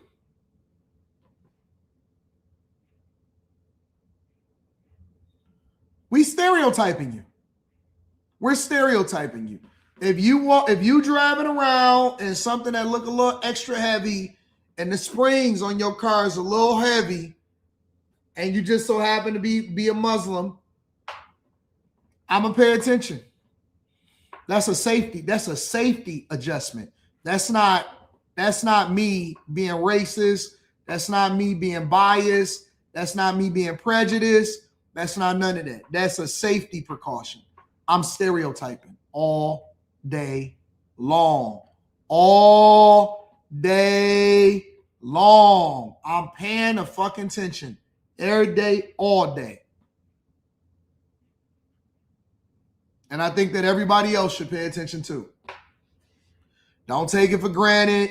Don't just let them do what they want to do. Don't give them the benefit of the doubt. Nobody getting the benefit of the doubt right now. Benefit of the doubt is out of the window. Benefit of the doubt is out of the window. We're not doing that. Dearborn Heights tonight, and that is because the suspect is from Dearborn Heights. Fellas, don't sit with your back to the door. You should have already been trained to do that in the first place. Let her sit with her back to the, I don't care where you go. I don't care if you go in a restaurant. I don't care if you go in an unemployment office. Don't sit with your back to the door. Go and get your CPL, your concealed pistol license. Learn how to shoot. Actually take the class and listen to what the instructors are saying. Learn how to shoot. Learn the law. Learn your Constitution. Learn what it means to have Second Amendment rights. Learn everything that you can. Prepare your girl. Once you understand, then you need to start preparing your girl too. Right? Take her to shooting the gun range. Show her how to help. Give her the classes. Right? Take her to the classes where they show her how to protect herself. Listen. You can never be too safe. This is a part of your duty as a man. Start telling her no. What do you mean, Anton? Start telling her no. I don't give a fuck. Start telling her no. No, you can't just go and do anything that you want to do anytime. Listen, oh, honey, can I go over there? Me and my homegirls, whatever. Where y'all going? Start checking, finding out what she got going on. Listen, and explain it to her. Don't just be evil to her, but explain it to her. Hey, listen. I'm not trying to prevent you from having fun. I just want to make sure that you get home safe. I want to make sure that at the end of the day, once you get done having fun, that we all get back home as safe as a family. That's all. I care about you. I love you.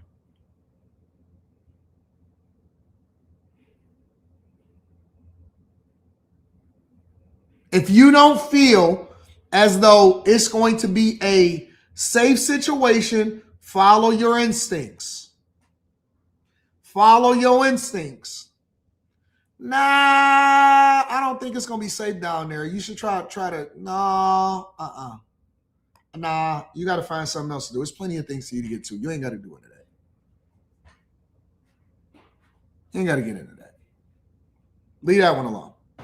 Yeah, that's right. And there's active law enforcement seen outside of a home believed to be linked to this suspect on Gully Street off of Ford Road. We'll give you a look at the neighborhood here. I'll step out of the way and you can see what we understand. There are undercover federal agents in this scene here holding this area. We also understand from a highly placed law enforcement source, Jessica, one of your sources, that it is believed that this suspect was able to get some shots off during that incident at Temple, Israel, but that is preliminary information. Now, law enforcement sources say the suspect, identified by authorities as Amon Ghazali, a 41-year-old restaurant staffer, is believed to live at a home here on Gully, which is off of Ford Road in Dearborn Heights, believed to have lived here for some time.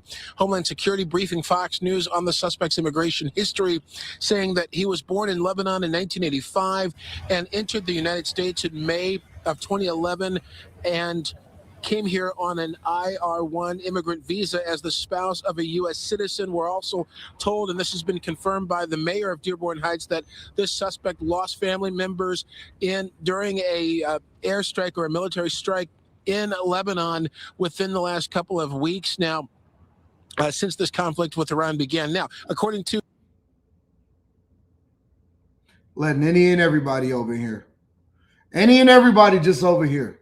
DHS, the suspect applied for naturalization on October 20th, 2015 and became a U.S. citizen on February 5th, 2016. The investigation also includes, as we mentioned, the loss of family members during that airstrike in the Middle East. Meantime, we're hearing from many members of the Jewish community, Jewish leaders who talk about boosting security at Jewish temples and other community sites. We spoke with Rabbi Asher Lopatin, who handles community relations for the Jewish Federation of Greater Ann Arbor. Listen in.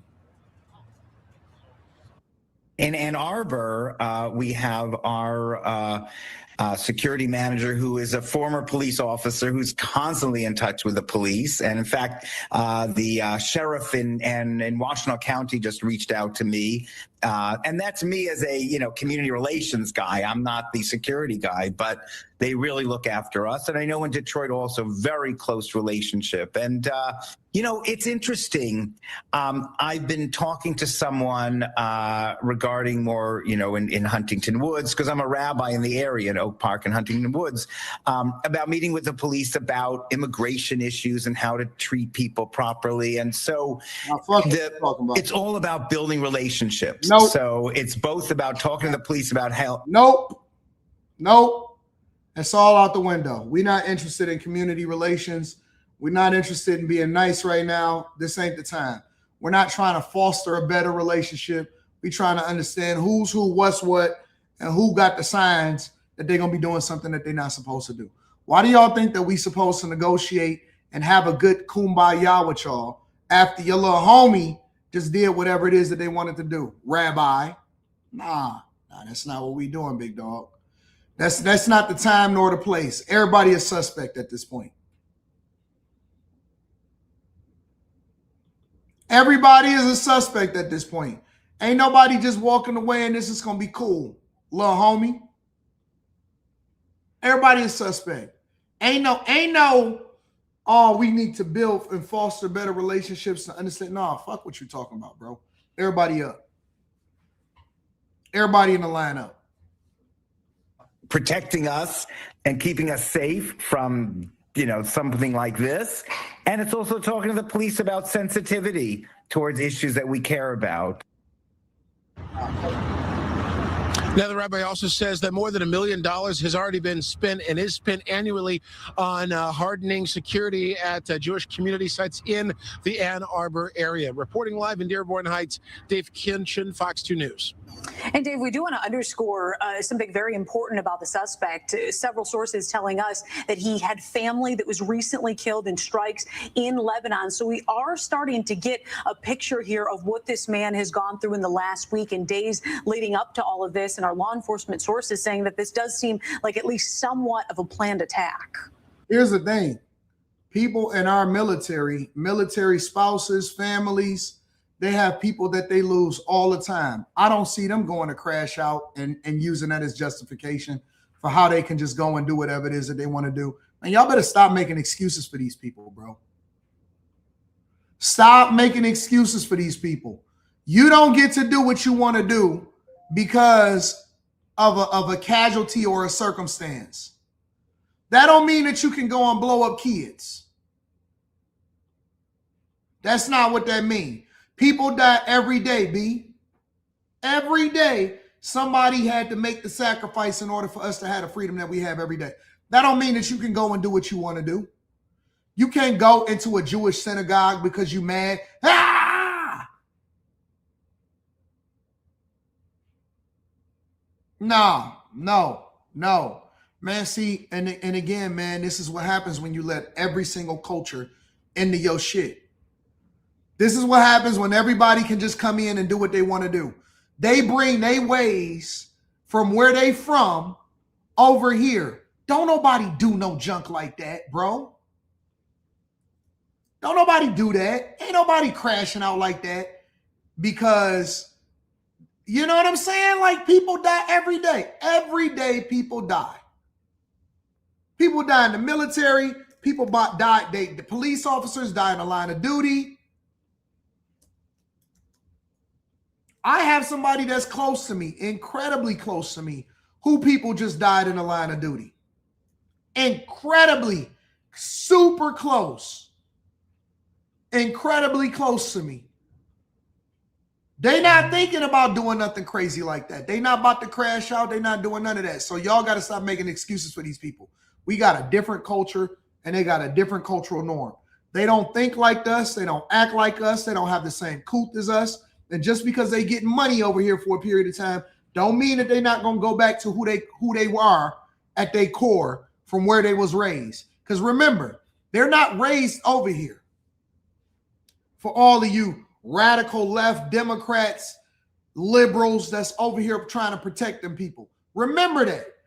How you was raised as a child, it'll never depart from you. That goes for the good and for the bad. It goes for the good and for the bad. How you was raised up as a child is the thing that will carry with you for the rest of your life. I don't care where you go. I don't care who you are. I don't care that's who you are. So because you became naturalized or you became a legal citizen in 2015, and somebody said it in the chat. They said, so wait a minute, it only took a year for them to become legal? Yeah, it only took a year for them to become legal. So all of these people that's pretending like, oh man, I don't know what to do. Oh man, I don't know what's going on. I can't become a legal citizen inside of the United States of America. Excuses.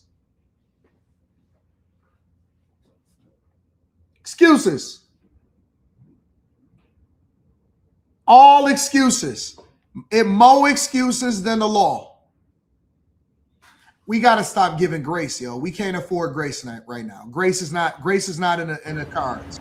Yeah, no doubt. In fact, I just mentioned that same point twice. Really, the believed to be his niece and nephew lost in those strikes that took place there. So that has been, you could say, double confirmed by a statement put out by the mayor of Dearborn Heights moments ago. The mayor sharing that statement on Facebook. By the way, the mayor of Dearborn Heights saying that he has reached out to the township supervisor in West Bloomfield out of solidarity and supports all efforts to protect all houses of worship, no matter one's faith. Now we got to go and find his family. I want to know everybody that he know and everybody that he friends with and everybody that he tied to here in the United States of America. I want to know who they are.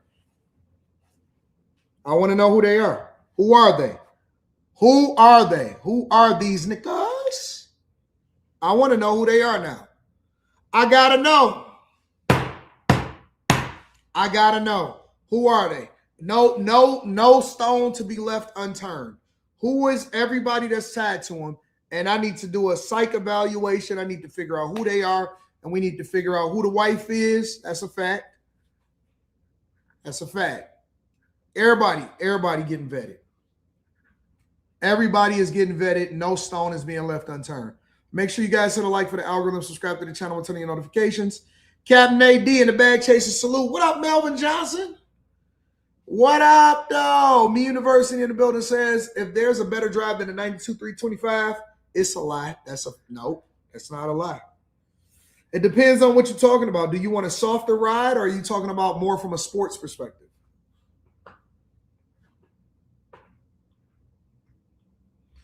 Wanda Weiser says, what would be a good response to those on the left that say that we shouldn't have attacked Iran because it causes terrorist attacks domestically?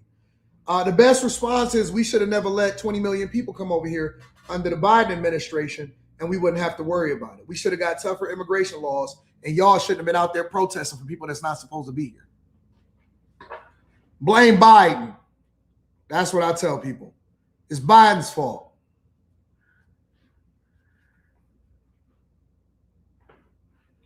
Bacon cheeseburger sound good right now? Yeah, that's a fact. That's a whole fact. Let me see what else is happening in these streets.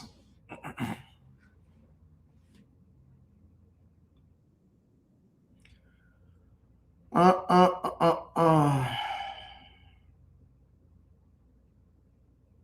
I got so much that I want to cover.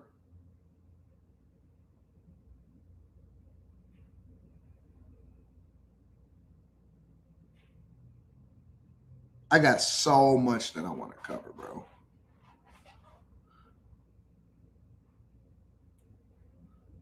Was the Nancy Guthrie chick sent back to her mom?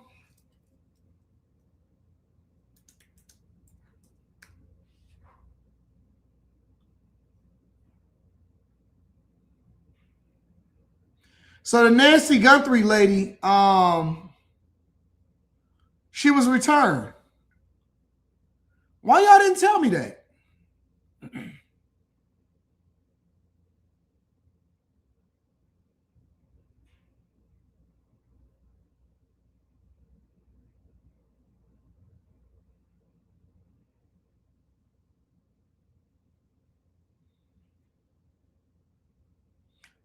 Hold on, let me look. Let me pull it up. Give me a second.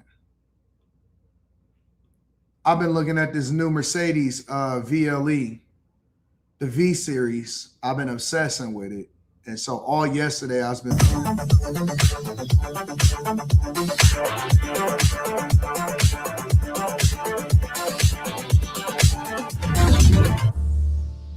It's the start of a new era at Mercedes-Benz, and this is the all-new electric VLE. It's a grand limousine.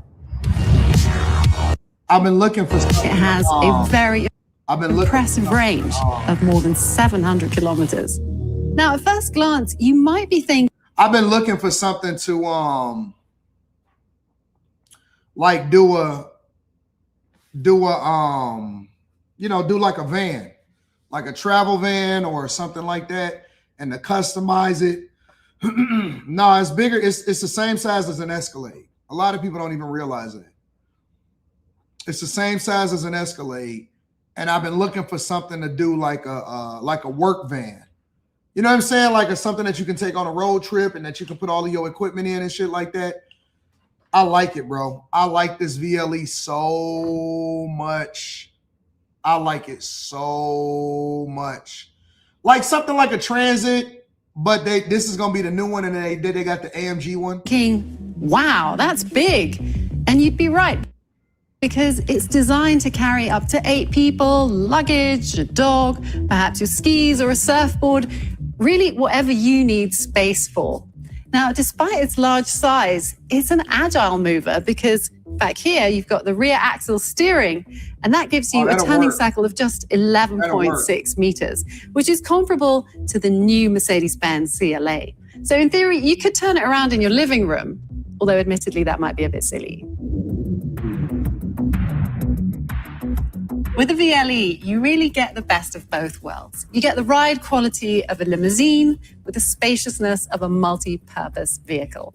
That'll fucking work right there. Great thing is you've got countless customization options. You can refine the exterior and the interior to suit your tastes.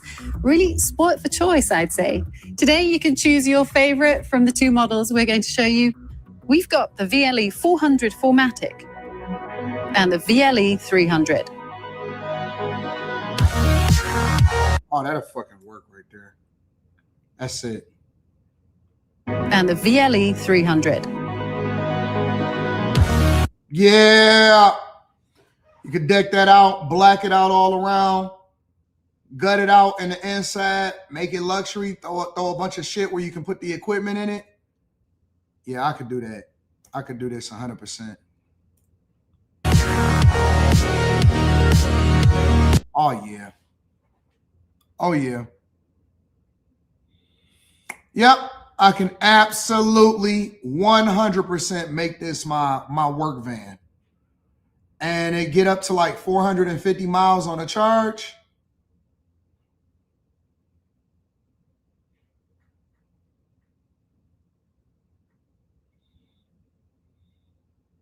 Yep.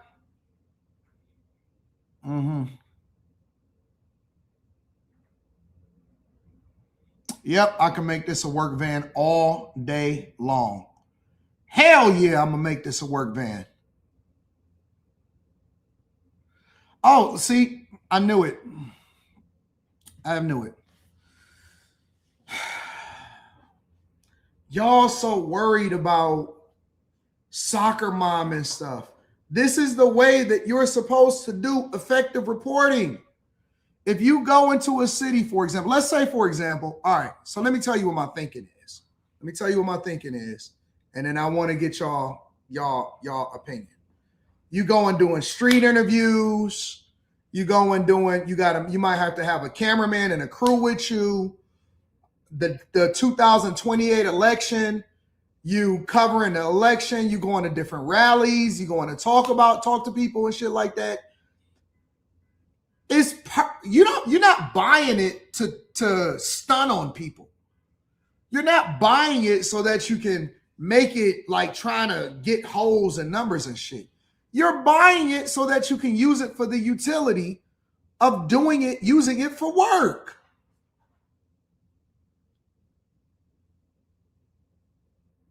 It's not for, yeah, you put the logo on it. You make sure you go out there. You're doing work. You in the streets. You're doing all of that shit. You don't use it for the regular thing that you're not taking it to soccer practice.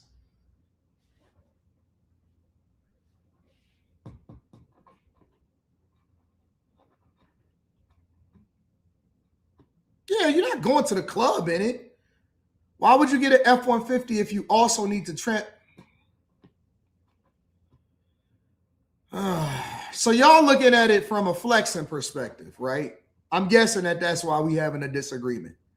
You're looking at it from a flexing perspective. You're not looking at it from a utility perspective. You're not looking at it as something that you can use to actually get back and forth and cover stuff in and do work in.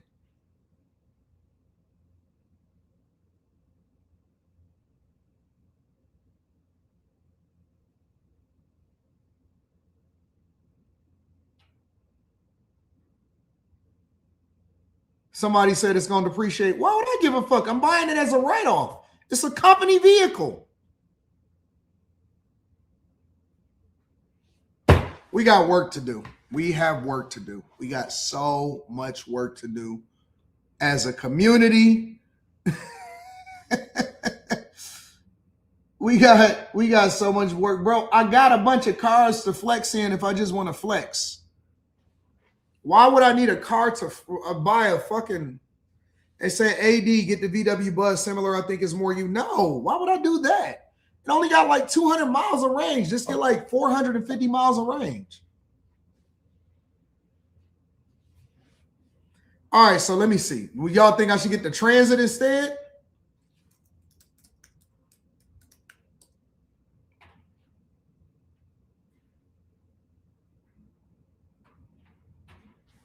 So y'all think the Transit look better than that shit? Don't buy a full-size SUV and don't buy a minivan. Buy one of these instead. It's so much more practical. The fleet team here at the to go to vehicle. But anyways, let's get into it. 3 up top there, and then you've got more just on the mirror stem area. Now I think the daytime running lights on this actually look really nice. They kind of pounds. And then you can see you had like a big loud beep so your kids don't accidentally walk behind your car or something like that, engine and everything. So y'all want me to get this shit. And ain't nothing wrong with a Ford. I like a Ford Transit. But y'all want me to get this over the Merc.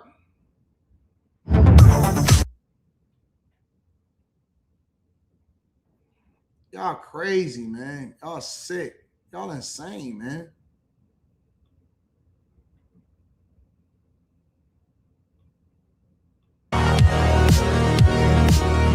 Y'all are out of y'all mind.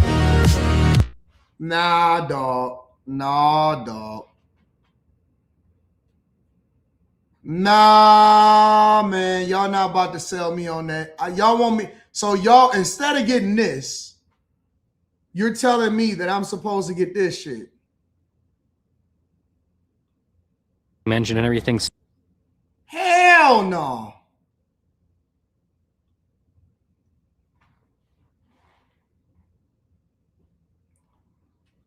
Nah. I'm going to go with my gut. I'm going to go with my gut, and I'm going to go with the thing that I know. I'm going to go back to the Merc. I'm going to go back because you got to get a work van. I'm going to go with the Merc. Forget what y'all talking about.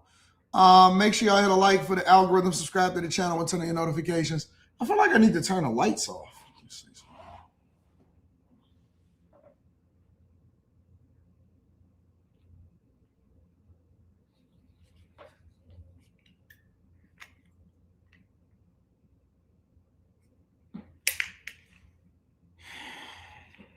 I gotta get the different. Need to put some different batteries in here.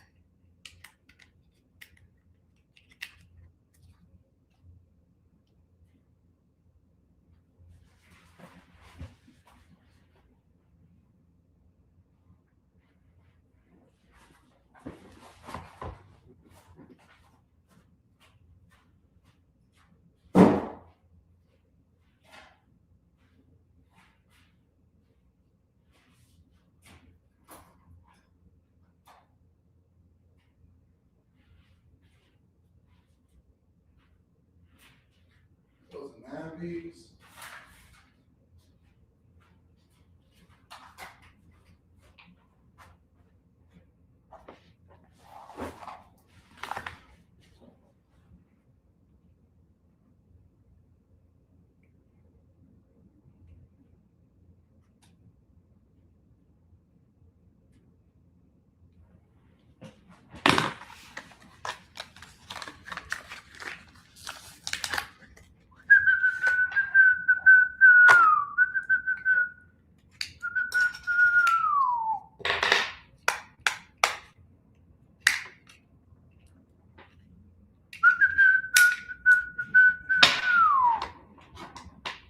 Shout out to 2K. 2K got a new setup that was looking dope as fuck.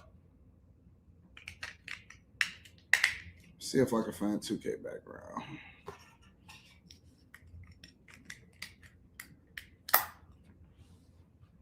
There we go. Hey. Why did it go dimmer? I need to go lighter. How did I go? Why did I dim it? How did it dim so much?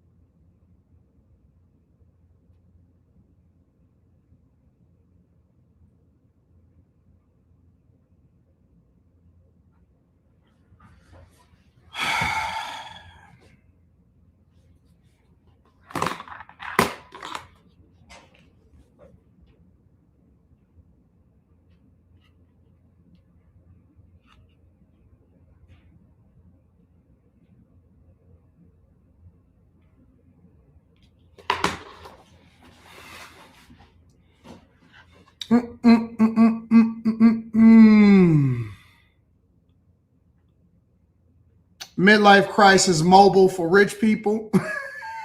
Shout out to Casual John.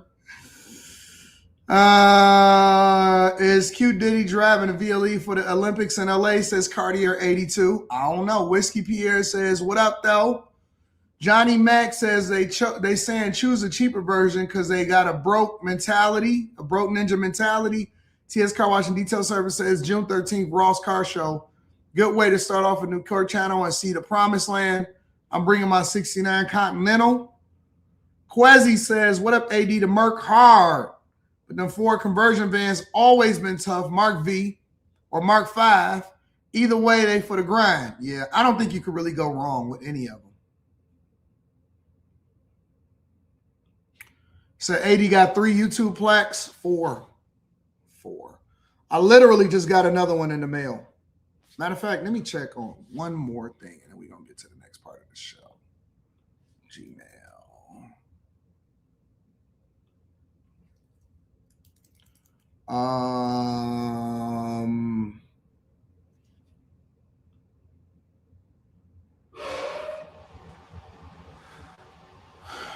Tracking. YouTube tracking.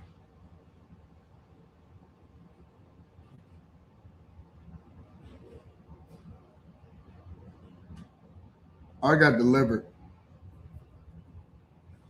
I got all of the plaques in for the crew. I'm going to go pick them up today.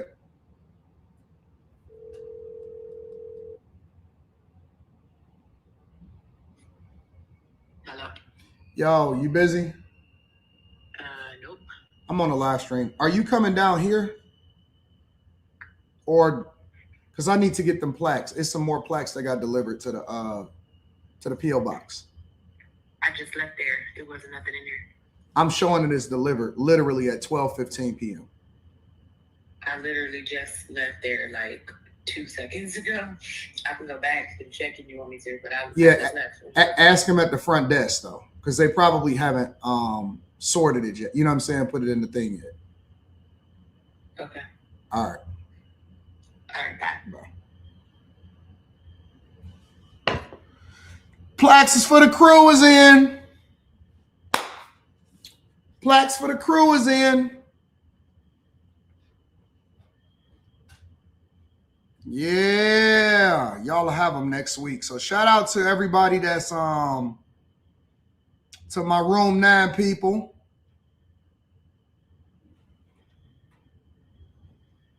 Shout out to my room 9 people. We got the plaques in.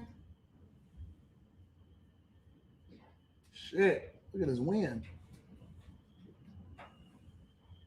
Shit is out of control out there.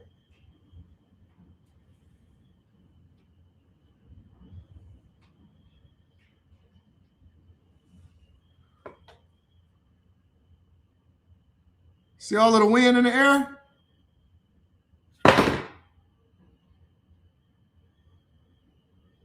Hell no.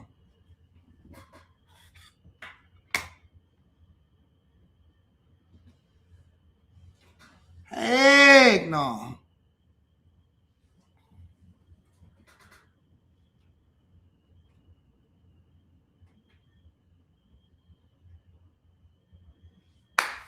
Y'all can hear it blowing? Sound crazy, bro. Anyways, let me continue on with the show. Let's see what else we're talking about. Concern for Britney Spears. I don't care about Britney Spears.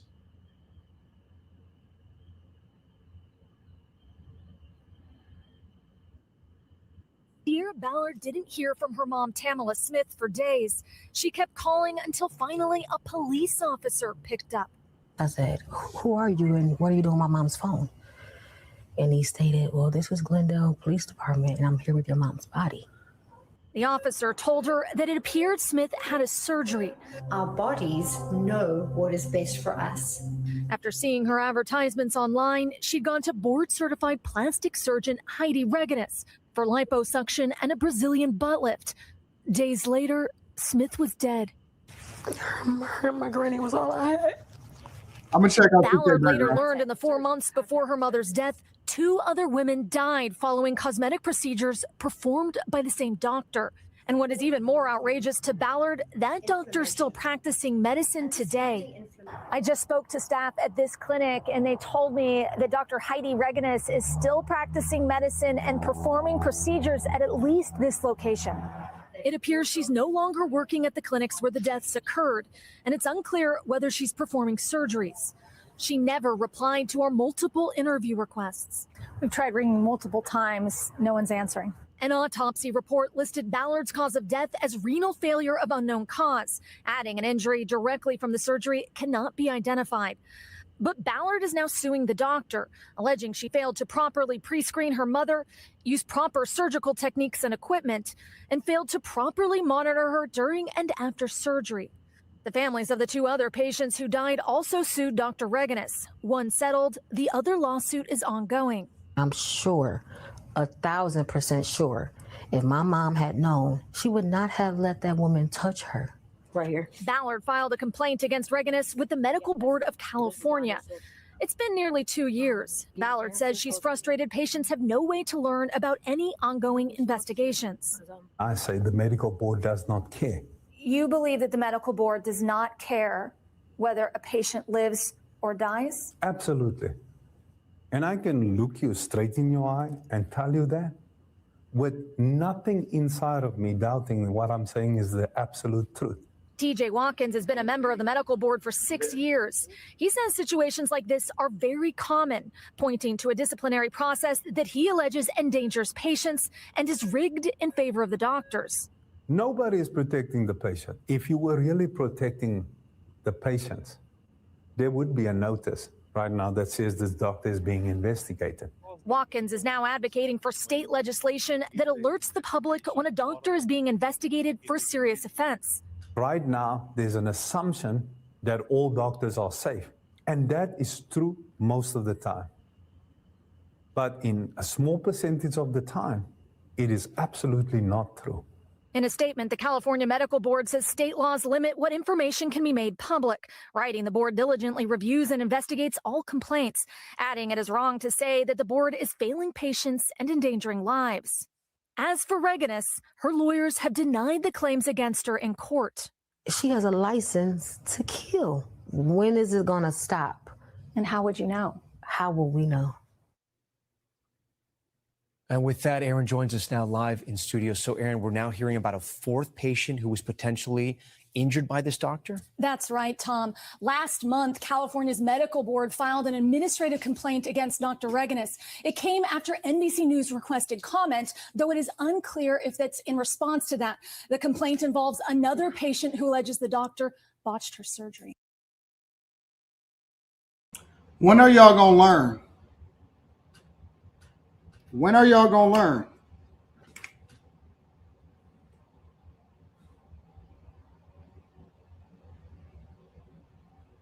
When are y'all going to learn?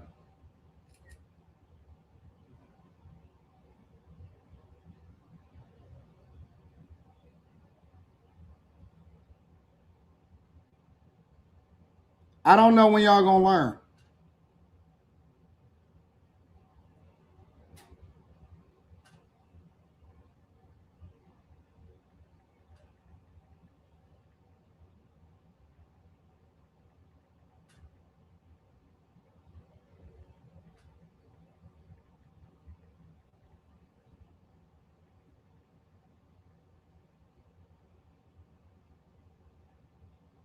I don't know when y'all gonna learn.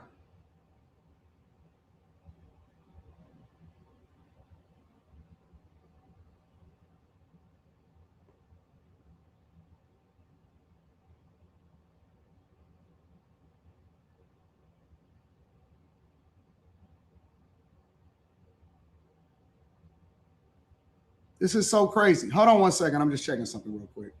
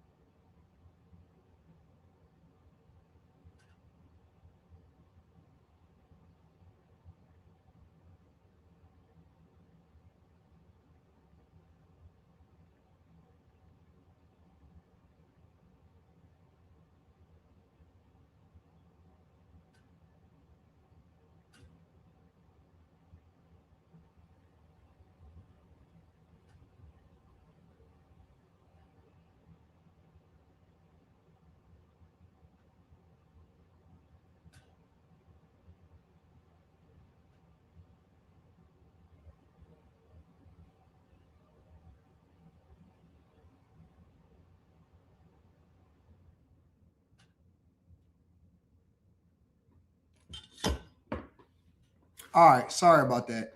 I don't understand why a lot of y'all continue to do these surgeries.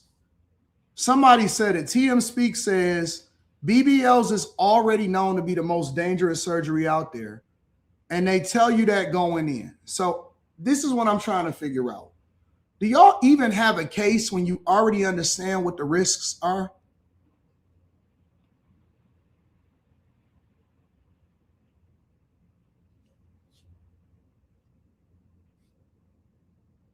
I'm just wondering. I'm genuinely wondering. Do y'all have a case when y'all, and maybe you do, maybe you don't, I don't know. But y'all already know what the risks are going in. And you know that a lot of women, y'all said they signed the waiver. Okay, so how can they continue to do this? I believe that 100% with my core, your car. They listen to all of these Instagram baddies. They listen to Keeping Up with the Kardashians. They looked at Housewives of Potomac. They looked at all of this bullshit, and now they got y'all crashing out and losing your life, losing your lives over what? Over what? How are you going to benefit? How do you win in this situation? They can't get that much attention on our streets.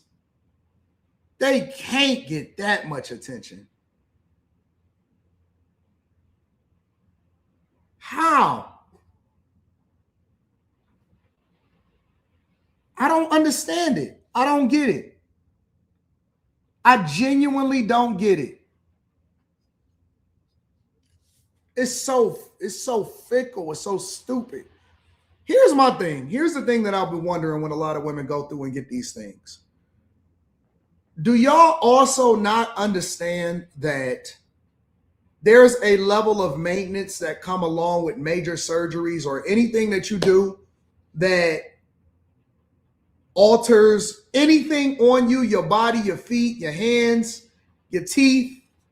Like, let's say, for example, you go out and you get veneers. You get the porcelain veneers, which is the long-term permanent. I got the porcelain veneers, right? You do realize that you still got to go to the dentist, right? You still got to go and get it maintained. You still got to get your teeth clean. You still got to go and get it. Like, you can't just get it done and that's the end of it. Most of these women that get BBLs,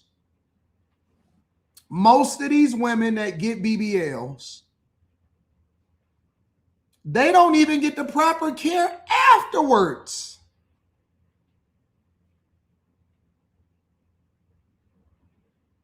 They don't even get the proper care afterwards. They go, they fly out, they get a BBL, and they be in these Airbnbs, they be draining, they be wearing all of these things that you put around your all of that stuff, and it's up. It's up. It'd be crazy.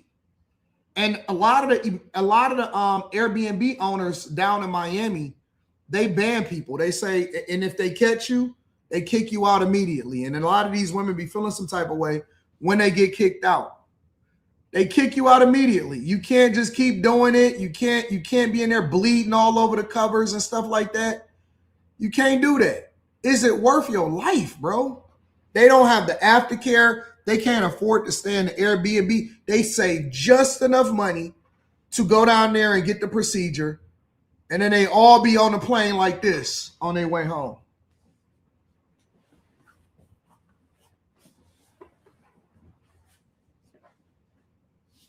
With a pillow under their knees. They on a Spirit flight like this. 3.5 hour Spirit flight with their buns in the air and their knees on a pillow on one of the dirtiest vessels that you can think of, on a tube in the sky, all for what?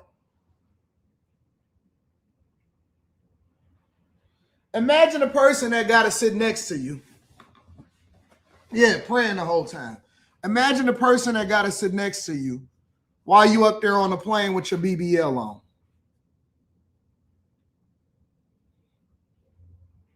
Ass tooted up in the sky. All of that. And listen, if you want to get it, I'm not hating on you. I think you should go ahead and get it off, B. I think you should get it off. If that's what you want to do, if that's what you on, I'm all for it. As long as you're not a person that is mutilating a child or doing something against somebody else, that's cool. If you're willing to risk it, pop off. Do your shit. But what I am also saying is it worth it?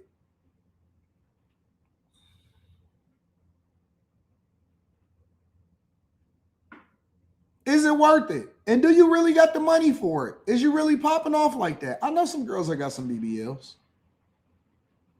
I know some girls that got some BBLs. It was one girl, she was probably the baddest, one of the baddest shaped chicks that I've seen before in my life. Really, really good friend of mine. Really good friend of mine. She was one of the baddest shaped chicks that I've seen physically. Like she was very dope as far as how she looked. She was fit. She had ass. She really was. She had ass. Like she already had ass. And then she got a BBL and it made it bigger. And I said, what the fuck you do that for? You was already stacked. No. She was bad as in good. She was already stacked. She didn't have to do that. I said, who got in your ear? Who got in your ear and told you to fuck up all of that greatness that you got going on over there? And I said, oh, well. She was already, most of y'all are already shapely. I'm going to keep it 100 with y'all. Most of y'all don't need no BBLs. Now, again, I'm going to preface this by saying that you can do what you want to do when you want to do it. Most of y'all don't need BBLs. A lot of y'all just got to lose weight. You lose some weight, you get your squat on, you get it popping. Y'all already shaped like Betty Boop. You're already shapely. You already shaped like a Coca-Cola bottle. You don't need that shit. You look good already. Think about it. Go back and look at the women from the 50s, the 60s, the 70s, the 80s, and all of that stuff. All of them women was stacked. They were shaped. It was laid out. It was looking good. Everything. How come they didn't need BBLs? They tricked y'all. They said y'all not conventionally European aesthetic shaped, all of that stuff. Y'all went for it like some fools. You believed them. You believed them. And then Kim Kardashian and all of them and Khloe and them went and changed it and made things a certain way. They went and stole y'all bodies and did the shit that general culture told y'all that y'all didn't look great for. Y'all was naturally fine, naturally healthy, naturally stacked, and then y'all went and got the Kim Kardashian special.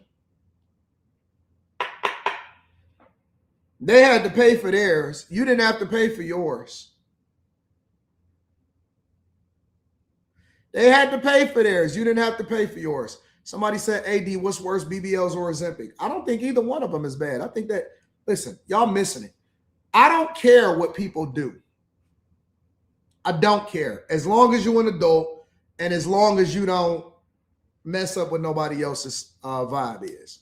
I don't care what anybody else do. Do whatever is best for you. Do whatever make it make sense for you. All I'm saying is that you don't have to. You don't have to. You really don't have to. And just know that if you're going to do something like that, then get your money up so that you can do it all the way right and that you're going to be proper.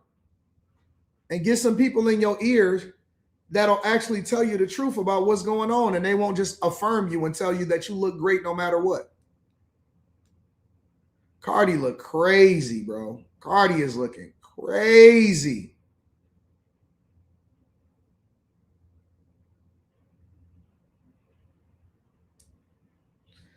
That's all I'm saying.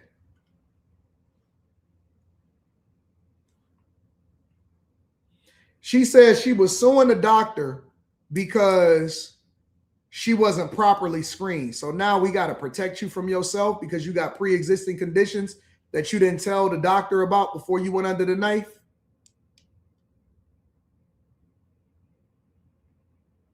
I think they all look crazy.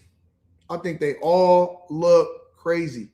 And it's unnecessary because me personally, I like them thin and natural, or at the very least, they don't even have to be thin and natural. I just like them.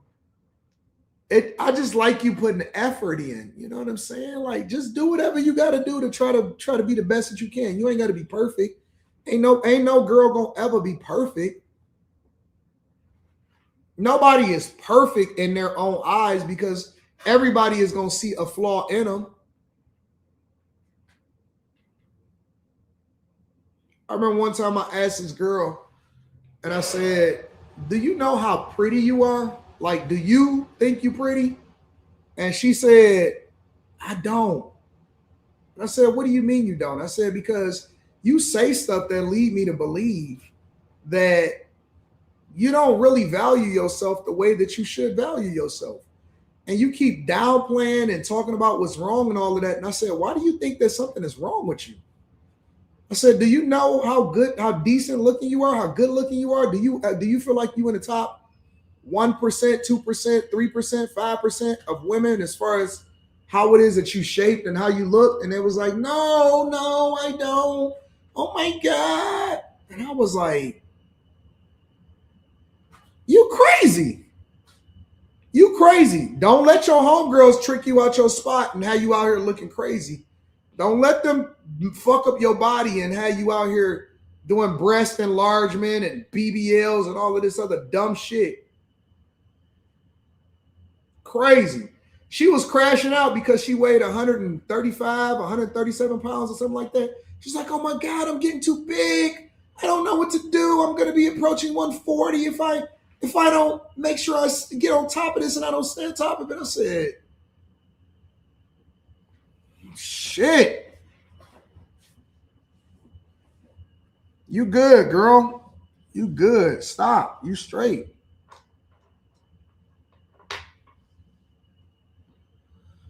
I'm telling you, seriously, this is some real shit.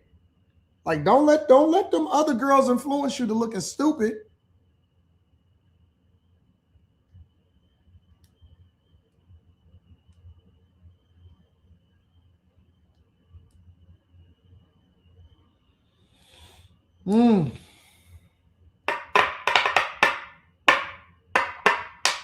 Women giving women bad advice. Ain't none of y'all actually being honest with each other. Make sure y'all hit a like for the algorithm, subscribe to the channel, and turn on your notifications. TS Car Washing Detail Service says, "Did you talk about the former NFL player?" If he a former NFL player, we don't care about him.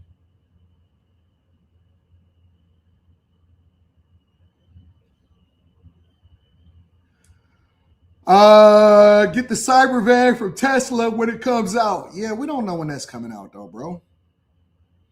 Jared Ruffin says, "What up though? I appreciate you, Jared. All I want is a gas. All want a gas and go like new car, no maintenance." Molly was right. BBL spirits are real. Yeah, that was hilarious what she said last night. That was fucking hilarious.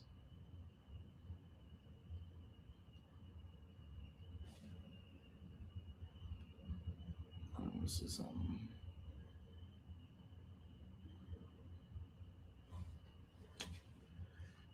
Am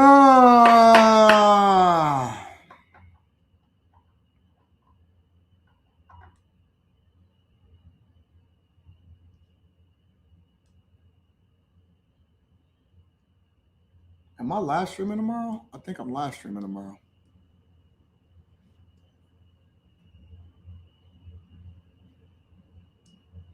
I think I'm live streaming tomorrow.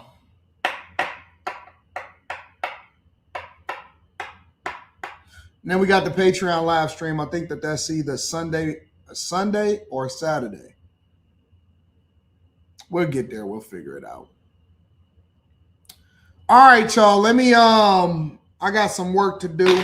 I'm behind on work. I got to take care of business. And we going to get it in. And then we up tonight. We up tonight. Pistons versus Grizzlies tonight. Yeah, I'm not going to that shit. I sold my tickets, bro.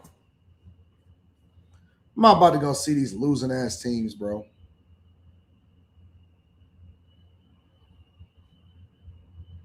I ain't even get the tickets away to this one. I sold them.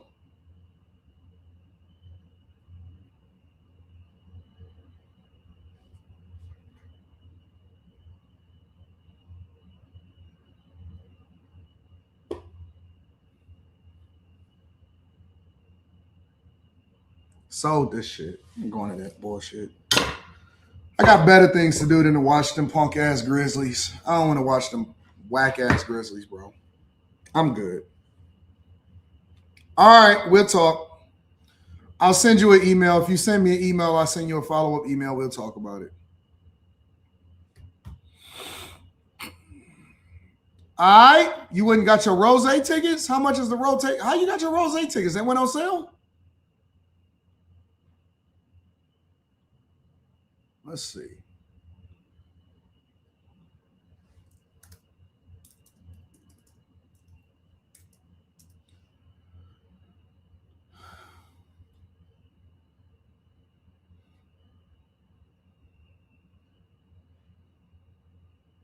How niggas already done put resale on these mugs? How you got resale and there's tickets in front of you that cost less? That don't even make sense, bro. Best seats.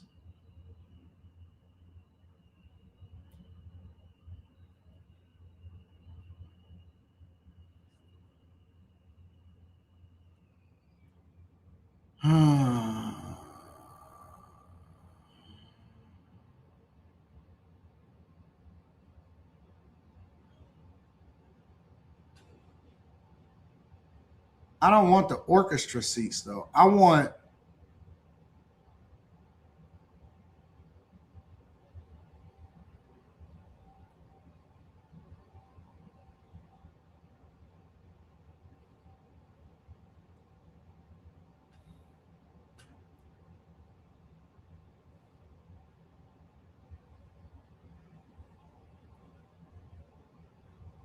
What's the joints where you...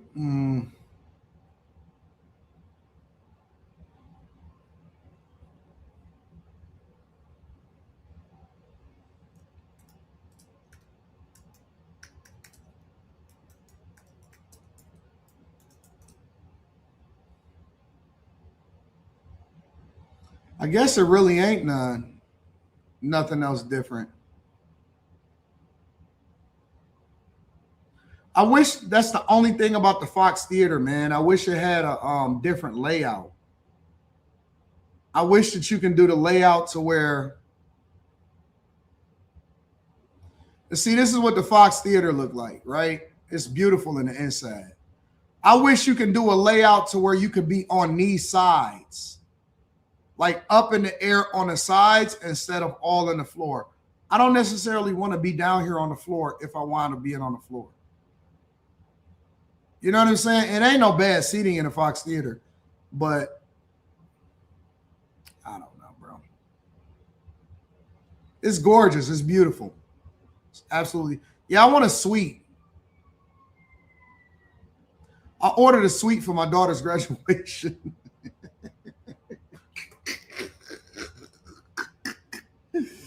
I ordered a suite for my daughter's graduation. Johnny Mack says, I'm seeing reports that the new Iran supreme leader is in a coma and losing a leg as a result. Yeah, Pete Hegseth said that. I'm going to drop a video on the Anton Daniels channel. I'm going to go into that. All right. Again, listen, I think I'm going to stream tomorrow morning, but I'll let y'all know tonight when we get on after hours. All right. I love y'all. I appreciate y'all. I'm going to holler at y'all in a little bit. Peace.